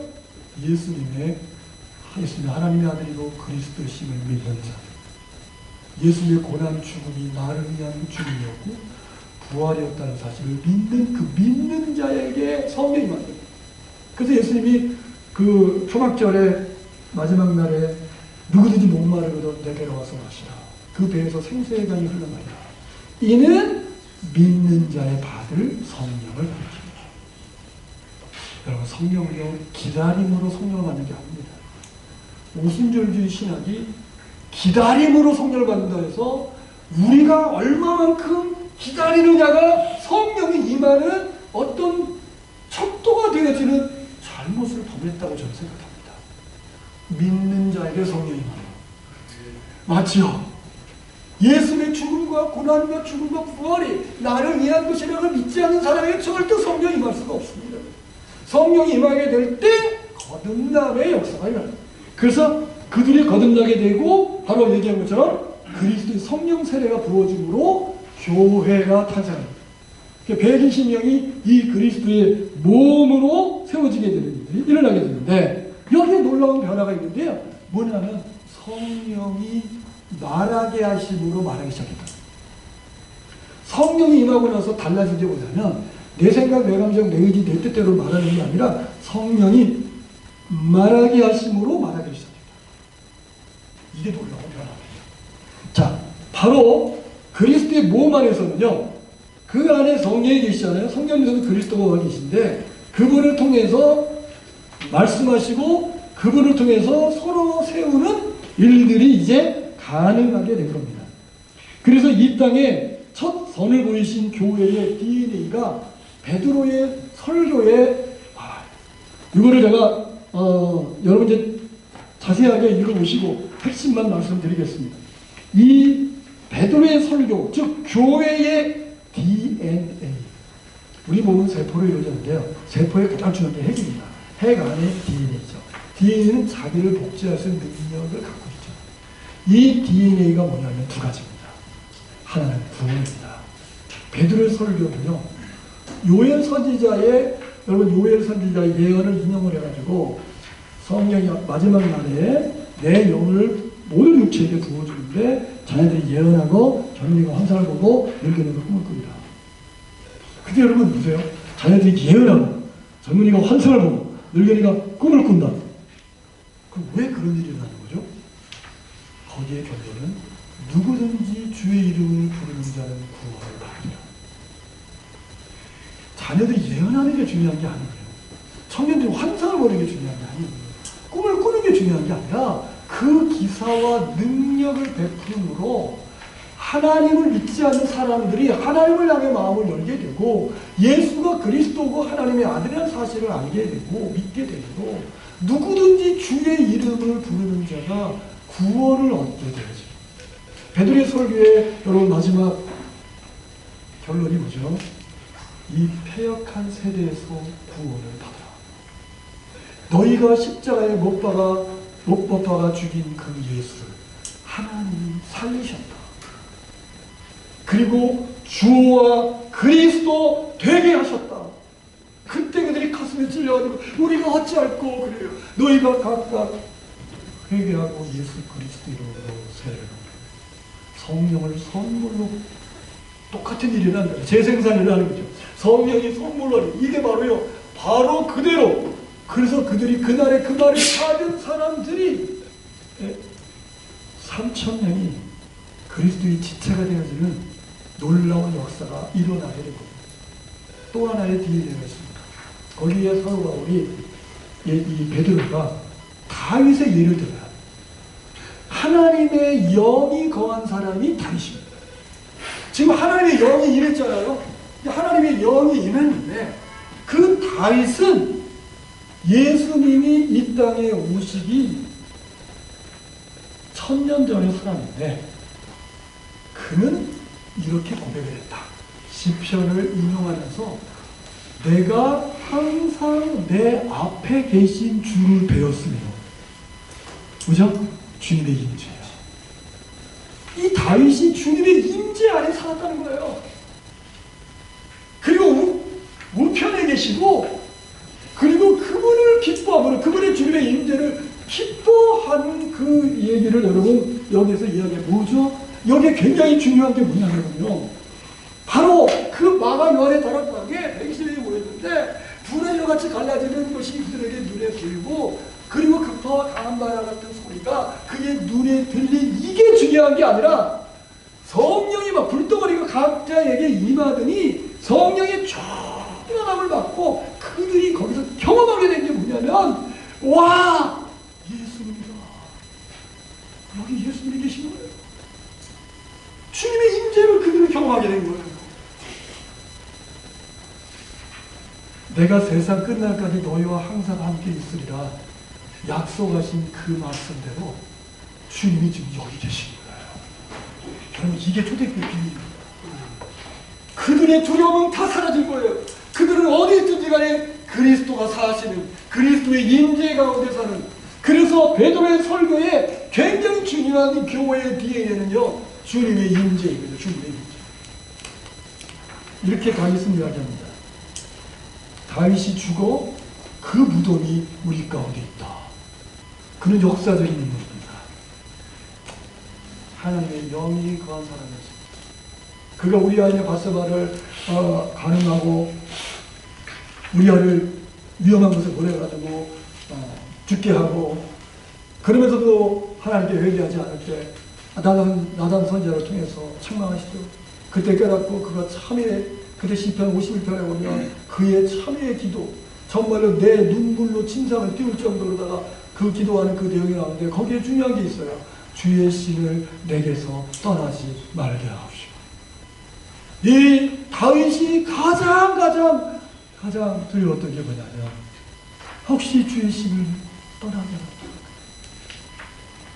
그 주의 신, 그 주의 영, 그 성령이 임함으로 말미암아 이제는 주님의 임재 가운데 살게 됐다는 거예요. 그 주님의 임재를 두세 사람이 내 이름으로 모인 곳에 나도 그들 중에 있느냐 주님의 임재.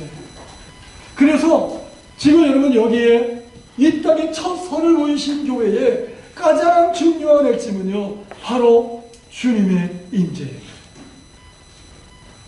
훈련 패러다임에서 임재 패러다임으로 바꿔야 돼요. 임재. 그래서 여기에 여러분들이 제가 초대교회의 모습에 대해서 이 초대교회의 특징 어디냐면요 비엘의 임재에서 초대교회는 5교회의 특징이 있죠. 하나님이 있는 교회, 필요를 채우는 교회, 그렇죠? 예. 97쪽에 또 그다음에 하나님을 찬양하는 교회, 그렇죠? 예. 사람들로 하여금 하나님을 두려워하게 하는 교회, 그다음에 소그룹이 있는 교회. 이런 이 교회에 주님이 날마다 구원받는 사람을 더하게 하신다. 여기 주님의 말씀이 어디 있나요? 구원에 있습니다. 구원에. 구원받는 사람의 숫자를 날마다 더하게 하셔요. 이 교회의 특징이 4가지입니다. 사도의 가르침에 집중, 교제에 집중. 자, 거기 굵은글씨 한번 읽어볼까요? 99쪽에 첫째 사도의 가르침에 집중하여 요거를 초대교회 특징을 읽어보겠습니다. 시작. 초대교회의 특징은 새로운 교회 시대에 필요한 진리를 가르치는 가르침입니다. 사도의 가르침에 집중은 예수 그리스도. 네. 예수님의 말씀 기적의 이야기. 예수님이 제자들에게 마지막 고별 설교를 가르쳐줬던 그 교회의 진리들, 교회의 생활, 교회 안에서 어떻게 살아야 되는가, 그런 내용들이 중요하고요. 두 번째는요, 초대교회의 특징은 교회의 집중하였다. 예. 초대교회의 특징은 거듭나는 그리스도의 안에 거하시는 그리스도를 경험하는 것을 서로 나누는 것이다. 예, 여기에 초대교회의 교제는요, 그리스도를 경험한 것을 나누는 게 교제였습니다. 그리스도를 경험한 것을 나누는 것. 그 내용이고요. 그 다음에 셋째, 떡을 때리는. 초대교회의 특징은 주의 말씀을 통해 예수 그리스도의 죽음을 기억하는 것이었다. 예, 그들은요, 모일 때마다요, 떡을 뗐어요. 그 떡을 떼는 게 중요한 게 그리스도의 죽음을 기억하는 것이었습니다. 초대교회는 그들은 그리스도의 죽음을 기억했습니다. 집에서 집으로 옮겨갈 때마다. 그 다음에 4번째, 기도에 집중했다. 거기에 핵심이 뭐죠? 초대교회의 특징은 예수님이 하나님의 아들을 전파하고 구원을 받게 하는 것이다. 기도의 초점은 소원이 아니라 복음 전파와 예수의 이름이 높임을 받는 것에 있었다. 이게 중요합니다. 소원 성취가 아니라요, 어떻게 하면 그리스도의 이름, 그리스도의 이름이 드러나게 할까. 예수 그리스도의 이름을 높이는 게 있고요.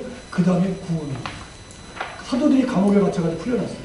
풀려나가지고 그들이 가서 이제 그 동민들에게 가가지고요, 보고를 합니다. 그 다음에 뭐죠? 저희의 위협함을 하감하옵시고, 그렇죠. 예수 그리스도 이름으로 손을 내밀어 병을 낫게 하옵시고, 그리고 뭐죠? 기사와 표적일을 하게 되고요. 그 다음에 뭐죠? 하나님 말씀을 전파하는, 그들의 초점은 구원이었습니다. 복음을 전파하는, 잃어버린 영혼을 구원하는, 그게 초대교회. 우리 교회가 구원에, 지옥의 문을 부수고 그 영혼들을 구원해낼 이 일에만 집중할 수 있다면 얼마나 하나님 기뻐하실까. 아멘. 네. 그래서 이 그리스도의 이 몸된 이 교회에 대한 얘기고요. 이 원리들을 가지고 적용하는 게 5번째입니다. 이 5번째가 바로 사도 바울이 하나하나의 핵심만 제가 얘기를 하고요. 이제 마무리를 하도록 할 텐데요. 여기에 가장 중요한 건 골로새서 1장에서 사도 바울이 이렇게 얘기합니다. 내가 교회의 일꾼이 된 것은, 교회의 일꾼이 된 것은 하나님의 말씀을 이루려 함이라고 해요. 하나님의 말씀. 근데 그 하나님의 말씀을 설명하는데요. 이 비밀은 그 말씀이 비밀이었다는 겁니다. 만세와 만대로부터로 감추어졌는데 이게 성도들에게는 다 나타났다는 거예요. 이 비밀이 다 공개가 됐다는 것입니다. 네. 성도는 누구죠? 창세전에 하나님의 비전이 이루어진 사람들입니다. 하나님 앞에 거룩하고 흠이 없는 자가 된 사람들이죠. 그들에게는 더 이상 비밀이 아니라는 거죠. 네. 왜? 창세전의 그 비전이 거룩하고 흠이 없게 하는 건데 그게 이루어져. 그 다음에 하나님의 가족 공동체를 이루는 건데 지금 그게 이루어졌잖아요. 그러면 하나님은 왜 이 사도 바울이 교회 일꾼이 된 이유를 사도 바울이 이야기하는데 이렇게 얘기합니다. 하나님 말씀 이루는 거예요. 근데 그것이 비밀이에요. 근데 그 비밀이 뭐냐면 이렇게 얘기합니다.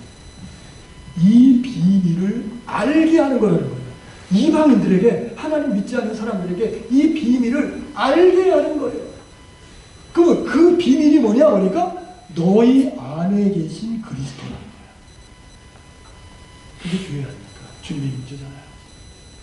그러니까 자 여기서 이게 뭐냐면 이겁니다. 교회가 두세 사람의 그룹을 만들고 그 그룹, 자 그 소그룹이죠. 그 소그룹에 불신자를 초대해서 여기 주님의 임재가 있다는 사실을 알게 하는 거예요. 그게 교회를 세운 이유예요.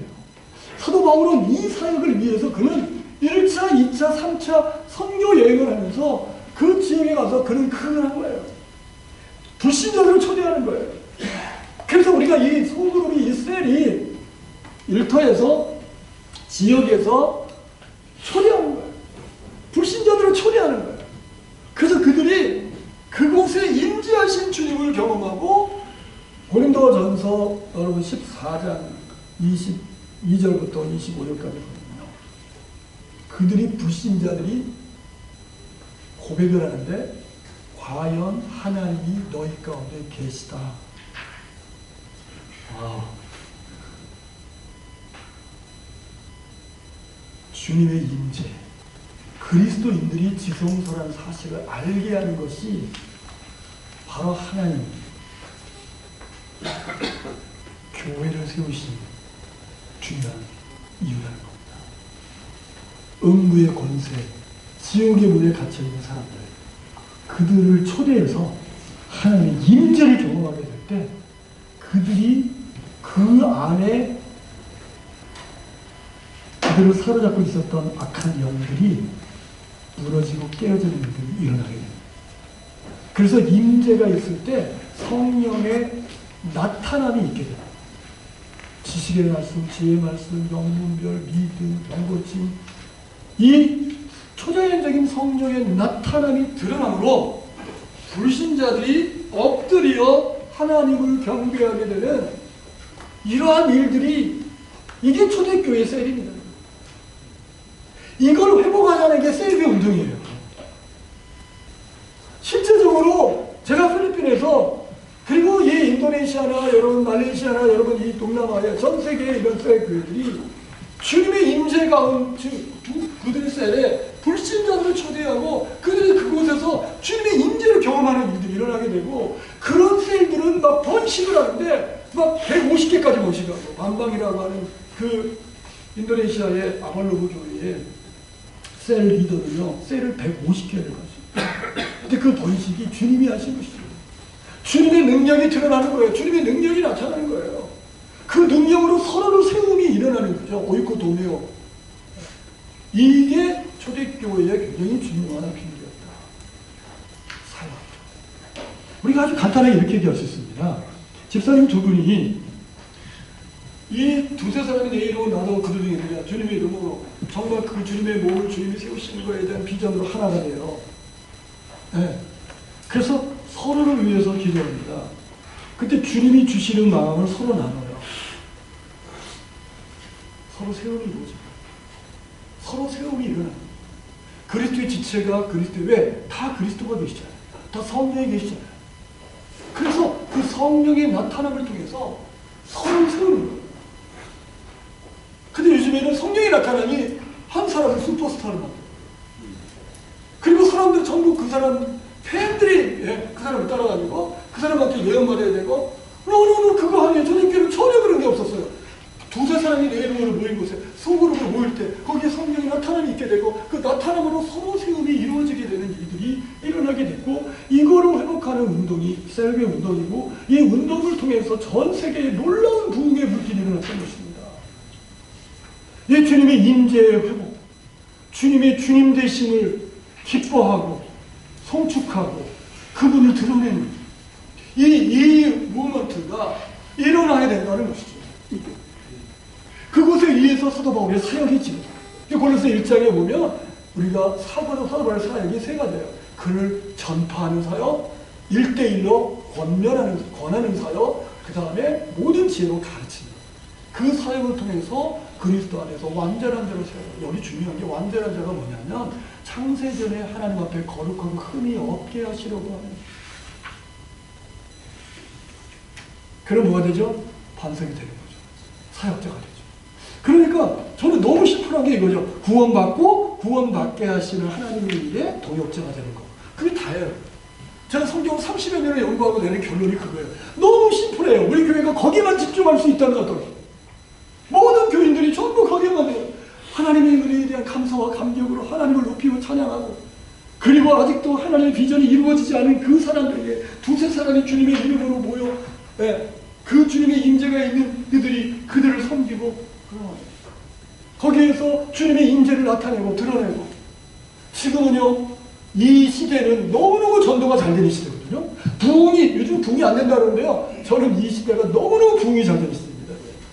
진정한 공동체에 목말라 하는 사람들이 얼마나 많은데요. 이렇게 서로 세우는, 성령의 능력으로 서로 세우는 이런 공동체 어디 있습니까? 없습니다. 내가 너희를 사랑할 같이 무조건적으로 사랑하는 공동체, 그게 제자 공동체인데, 주님이 그것을 마지막으로 말씀하셨는데, 이 공동체를 정말 이 땅에 많은 불신자들은 목말라 찾고 있거든요. 거기에 이 그리스도의 기초 공동체, 그리스도의 임재가 있는 이 공동체의 이 회복이, 그래서 그 임재 가운데서 정말 초대교회의 이 놀라운 아름다운 모습, 그래서 칭찬받는 교회, 온 백성에게 칭송받는 교회, 바로 그런 교회, 영향력 있는, 그리스도의 영향력을 나타내는 이런 교회로 세워지게 되는 거죠. 그래서 이거 마지막으로 이거 5분만 이거 말씀드리고 이제 마치겠습니다. 너무 지금 급하게 지금 달려가지고 소화가 다 됐네요. 저는 지금. 네, 됐어요. 제가 됐습니다.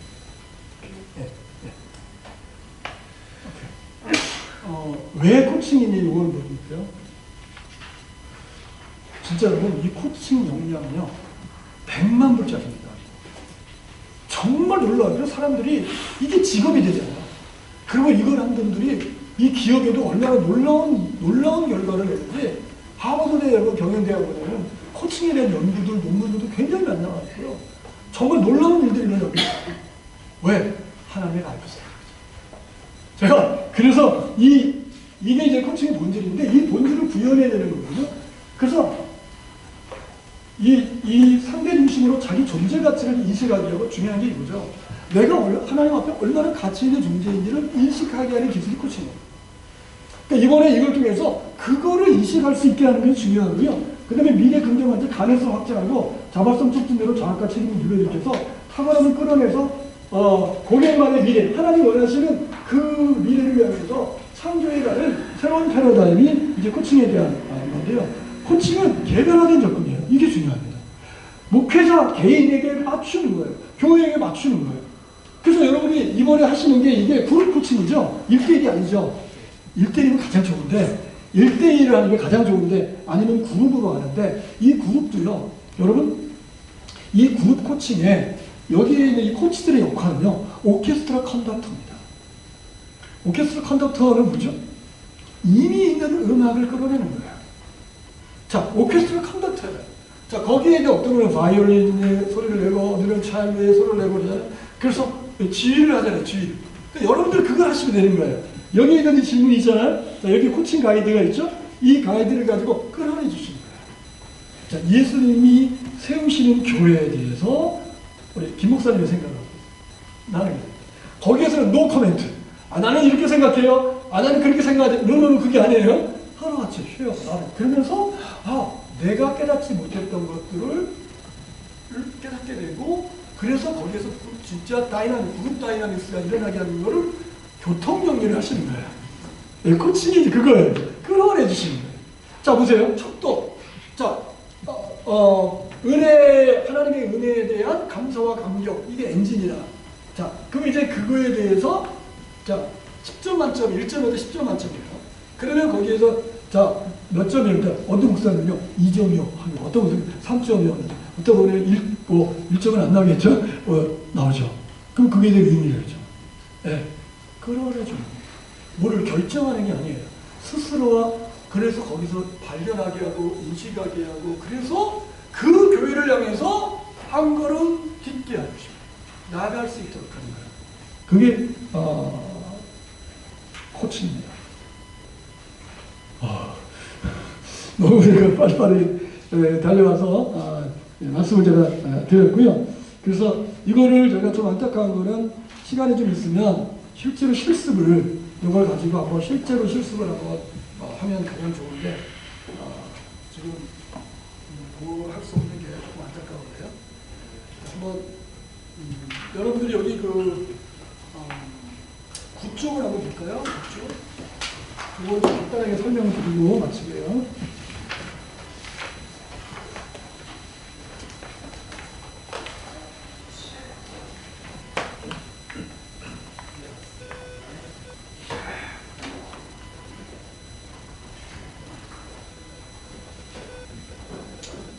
여러분, 코칭에는요 두 종류의 코칭이 있는데, 하나는 컨텐트 프리 코칭이 있고요, 또 하나는 컨텐트 리치 코칭이 있어요.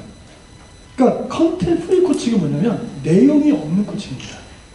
이게 보통 사람들이 이야기하는 코칭이에요. 오늘 뭐에 대해서 코칭하면 좋을까요? 아무런 내용이 없어요.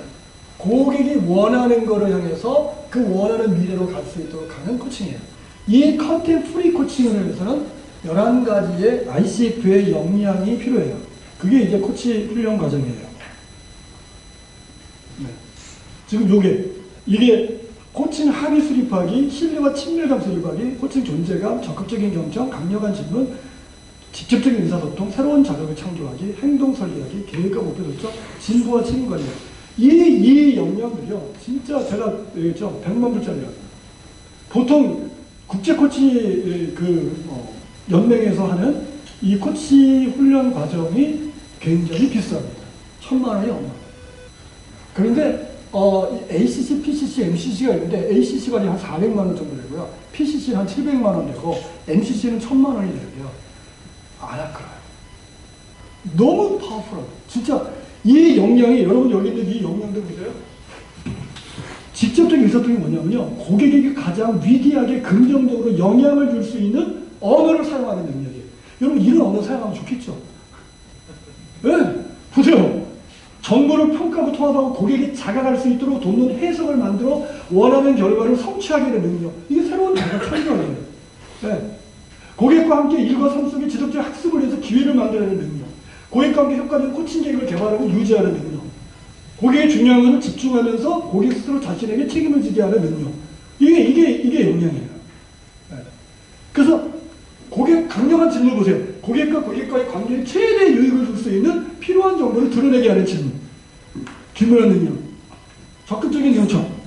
고객이 말한 것과 말하지 않는 것에 먼저 집중하고, 고객이 말한 것의 의미를, 고객의 욕구의 맥락을 이해하고, 고객의 자기 표현을 지지하는 능력. 그래서 저는 우리 목사님들이, 특별히 중견교회 목사님들이 이 코칭 역량을 좀 습득을 하면 정말 목회가 너무 달라집니다. 그래서 제가 이 코칭 역량을 목회에 적용하는, 그래서 지난번에 한번 우리 그 교회 진흥원 스태프들과 함께 하러 오셨죠? 예. 소감을 좀 말씀해 주신 거예요. 그래서 그거를 하면 참 좋겠다 생각이 있는데, 그래서 2020년에 이런 부분들이, 그래서 정말 목사님들이요, 저는 이게 목사님들이 은퇴하시고요, 코칭 센터를 만드셔가지고, 은퇴하기 전부터 센터 만드세요. 그래서 거기에서 코치들을 돈 받고 코칭하는 거예요, 불신자들은. 그리고 그 안에서 그 코칭 센터도 불신자들을 만나고 그들이 교회로 들어오는 문이 되는 거죠. 거기에 그리스도의 몸이 세워지는 거죠. 그 몸을 통해서 들어오게 하는, 저는 이걸 오래전부터 생각했었거든요. 그래서 센터들이 교회마다 코칭 센터가 만들어지고, 그 센터를 통해서 불신자들이 주님께로 돌아오는 이런 일들이 일어나길 원하는 거죠. 그래서 이 컨텐트 프리 코칭은 바로 이런 역량이 있어야 돼요. 이런 역량이 이제 컨텐트 프리고, 그러면 지금 이제 우리 목사님들은요, 지금 이제 하루 또는 이틀 훈련을 갖고 와서 한단 말이에요. 그러면 어떻게? 컨텐트 리치 코칭을 하십니다. 이거는 역량이 필요하지 않아요. 그래서 왜? 내용이 있잖아요. 내용이 이미 풍부해요. 내용을 가지고 하는 코칭이에요. 목사님들이 하는 제자원이나 성경 공부를 코칭적 어프로치를 하면요, 굉장히 달라집니다. 네. 왜? 개개인이 다 다르잖아요. 깨닫는 것은 동일하게 깨닫는데 적용하는 건 다 다르잖아요. 그렇죠? 그거는 실제적으로 할 수 있게 하는 굉장히 중요한 도구로 활용할 수가 있기 때문에 그게 컨텐트 리치 코칭이죠. 자, 이번에 제가 시간을 많이 들여가지고 이렇게 자세하게 만들어낸 거 뭐냐면, 이거를 목회에 많이 활용하게 하라고 하는 것입니다. 네. 그리고 여기 보시면 이걸 보면 목회에 어떻게 코칭에 접근할 건가? 내용이 풍부한 코칭이잖아요. 코칭에 사용할 자료가 풍부하게 준비되어 있고 확실한 목표가 있는 거예요. 하나님이 디자인한 교회 설계도, 예수님이 세워가시는 교회, 이거에 대해서 알아야 되잖아요. 성경의 원리를. 그러니까 이거를 읽게 하는 거죠. 그래서 목사님들이 이걸 읽게 돼요. 이걸 읽으면서 야, 이거 정말 굉장히 유익하다면 또 읽을 거예요. 그래서 먼저 이거를 충분히 읽고 질문에 답을 하고 생각하고 기도하고 하면서 그리고 와서 코칭 받는 거하고요. 전혀 그게 없이 와서 코칭 받는 거하고는 정말 하늘과 같은 차이입니다. 코칭은요, 준비가 굉장히 중요해요. 코칭 받기 전에 준비하는 거. 그런데 여기서 중요한 건 이거예요. 주어진 내용을 토대로, 자, 지금 코칭 가이드를 제가 만들었습니다. 질문을 던지고요. 코치 대상자의 의견과 반응을 말하게 하는 겁니다. 그리고 이해할 수 있도록 경청을 하는 거죠. 네. 그런데 제가 한국에서 많은 목회자들을 코칭을 하면서 제한된 믿음에 갇혀있는 목사님들이 의외로 많더라고요. 지금 특별히 미자립계 목회자들은요, 제한된 믿음이 많이 갇혀있어요. 낙심에 빠져있어가지고. 해도 잘 안 되니까. 그래서 이 내가 나를 한정 짓는 말들을 해요.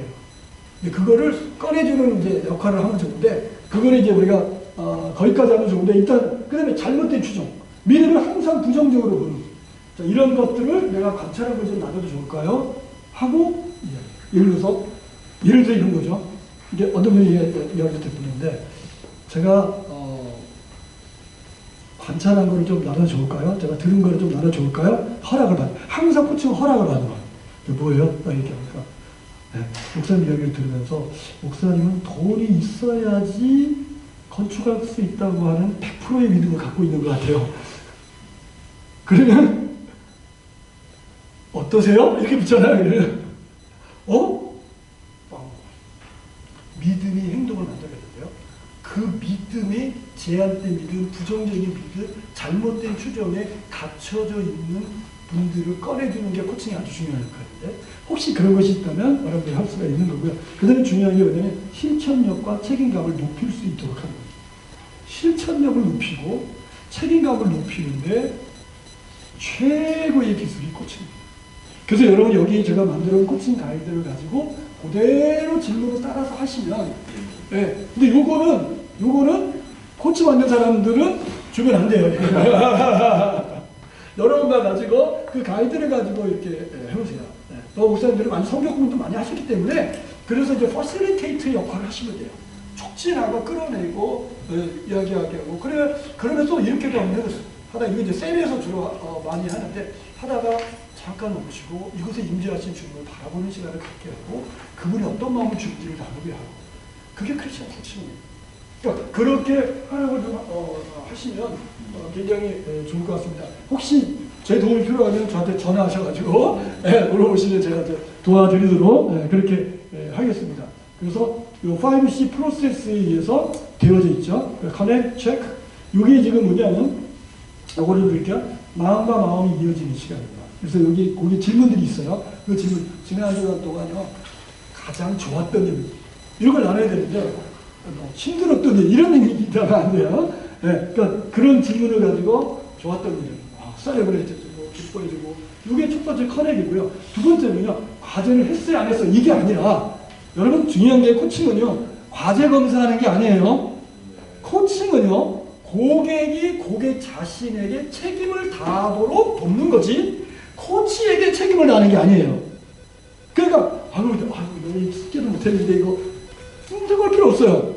내가 나하고 약속한 거고, 내가 내 자신에게 책임을 다할 수 있도록 하는 거죠. 그래서 중요한 게 뭐냐면, 이거 중요하죠. 과제에서 가장 좋았던 게 뭐냐고. 네. 그리고 혹시 좀 어려웠던 것이 있었는지 모르냐고, 이렇게. 그래서 이거를 체크해주는 거죠. 돌봐주는 거고요. 그 다음에 이제 코칭 질문으로 새로운 자극을 창조하는 게 동의, 미래, 장본, 행동, 이게 제가 만든 아나페 프로세스인데, 요걸 가지고 제가 질문을 써놨기 때문에 그 질문을 가지고, 척도 질문을 가지고 코칭을 할 수 있도록. 그리고 똑같은 패턴을 5번을 여러분이 하시면은 이게 여러분에게 익숙해지기 시작하기 때문에 목회에 활용하는 데 도움이 많이 될 겁니다. 그 다음에 이제 이거를 통해서 마지막 캐치가 있는데, 이거는 뭐냐면, 오늘 이걸 통해서 새롭게 발견한 게 뭔지. 네. 그거를 토대로 행동과 책임을 촉진하는 겁니다. 그래서 그것을 토대로 그것을 기반으로 해가지고 내가 할 수 있는 게 뭔지 가장 쉽고 간단하면서도 힘 안 들이고 할 수 있는 게 뭔지 작은 행동이에요. 스몰 액션. 작은 행동이 1000개의 성공을 이룬다. 그런 책이 있어요. 그 스탠포드 대학에서 연구를 한 결과가 나오거든요. 작은 코칭은요 이런 겁니다. 내가 예를 들어서 전도를 안 했는데 전도하겠다. 액션 플랜은 그거예요. 내가 안 하던 거를 운동을 안 했는데 내가 이제 하루에 1시간씩 운동하겠다. 그게 아니에요. 내가 힘 안 들이고 쉽고 좋아서 기뻐서 간단하게 할 수 있는 것. 이거 쉽잖아요. 그게 굉장히 중요합니다. 그게 마중물이 돼서 변화가 시작되는 단초를 정리해주게 되는 거죠. 그래서 이 작은 행동이 바로 제가 써놨는데 그 작은 행동. 그래서 그 행동을 통해서 또 다음 달에 그 통해서 뭐가 달라졌는지 어떤 변화가 있었는지 하나님 어떤 역사가 있었는지 함께 나누면서 하시면은 될 것 같습니다. 자, 다 달려왔습니다. 네. 하여튼 목사님 감사하고요. 혹시 질문 있나요? 혹시? 목사님, 네. 우리가 코칭을 전문적으로 공부를 하면 네. 방법이 뭐가 있어요? 방법은요. 전문적으로 하는 방법은 두 가지가 있는데요. 하나는 학위 과정에 들어가서 하는 방법이 있고 학위가 필요하지 않는 국제 코치 과정. 제가 지금 하고 있거든요. 한국에서요. 그 과정에 들어오셔서 거기에서의 과정을 해서 어소시에이트 서티파이드 코치, 국제 코치 자격을 취득을 하시면 목사님들이 선교지에서 너무너무 좋은 일이 될 수 있어요. 그러니까 이거를 그래서 이 국제 코치잖아요. 국제적으로 인정받는 코치거든요. 그래서 뭐 혹시 선교의 뜻이 있는 분들은 그거를 이제 활용할 수도 있고요. 그게 저는 다시 선교지 다시 돌아가려고 했었거든요. 한국에 와서 셀교 운동을 통해서 어느 정도 교회가 되면 가야 되겠다. 그래가지고 제가 국제 코치 과정을 했고 국제 코치. 왜냐면 무슬림 지역에 정말 그들하고 컨택 포인트 할 수 있는 너무 중요한 게 코치인 거지. 이게 비즈니스맨들도 만날 수 있고요. 다양한 사람 만날 수 있기 때문에요. 그래서 저는 제가 강력 추천하는 게 그 어소시에이트 서티파이드 코치. 그게 64시간 교육을 받고요. 그 다음에 멘토 코칭 10시간을 받고요. 그 다음에 이제 100명을 코칭을 해야 돼요. 네. 그래서 그게 되면 그러면은 이제 여러분들이 시험 볼 자격이 됩니다. 그리고 이제 ICF에 온라인으로 155개 문제 시험을 보는데요. 그 시험에서 70점 이상이 되면 3시간 동안 봅니다. 그러면은 이제 합격이 되면 여러분들 이제 ICF의 어소시에이트 서티파이드 코치 자격을 취득하게 돼요. 네. 그 위단계가 프로페셔널 서티파이드, 이런 코치를 직업으로 하는 사람들이 하는 거고요. ACC는요, 내가 하고 있는 일에 코치적 어프로치를 어떻게 할 건가, 어떻게 코치 역량을 어떻게 활용할 건가에 대한 훈련이기 때문에 굉장히 유익하다고 생각합니다. 그래서 그렇게 하시면은 굉장히 도움이 되죠. 그러면 여러분들이 이렇게 컨텐츠 교재를 가지고 하는 것 외에 1대1로 만나서 코칭을 할 수 있고요. 코칭이 되게 비싸요. 저한테 코칭 받으면 얼마 되는지 아세요? 50만 원이에요. 한 번에. 한 번에 저한테. 네, 비싸죠. 코칭은 굉장히, 그러니까 시니어들이라든가 이런 분들이 코칭을 통해서 제가 한 번은, 목사님들을 제가 13년을 코칭하고 드렸어요. 매주 금요일날 7시, 인천에서. 그분들은 일주일에 정말 금요일날 7시가 제일 기다려지는 시간이에요. 놀라운 변화가 되었어요. 그래서 그분들이 리더십이 달라지죠. 리더십이. 그래서 정말 이 기술은 너무너무 좋고, 이거는 성경적으로 제가 다 정리를 했기 때문에 너무너무 예수님 위대한 코치예요. 우리 안에 계신 성령님도 코치예요. 그래서 성령은 저는요, 그래서 제가 학생들한테도 코칭을 배우게 하면, 여기 성경이 있으니까, 코칭의 바이블이 바이블이다. 바이블을 읽어라. 바이블이 믿음의 교과서거든요. 믿음을 배울 수 있는 것이 바이블이거든요. 네. 코칭은 믿음의 언어거든요. 네. 그래서 그런 또 기회가 있으면 한번 그 기회를 만들어서 하면 좋을 것 같고요. 그래서 하여튼 우리 목사님들, 여러분들에게 성교교단의 미래가 달려 있습니다. 저는 여기까지도 하여튼 여러분 계속 기도하고 있거든요. 함께 우리 성결교단에 정말 새로운 어떤 영적인 부흥이 일어났으면 좋겠습니다. 고맙습니다. 감사합니다. 예. 사실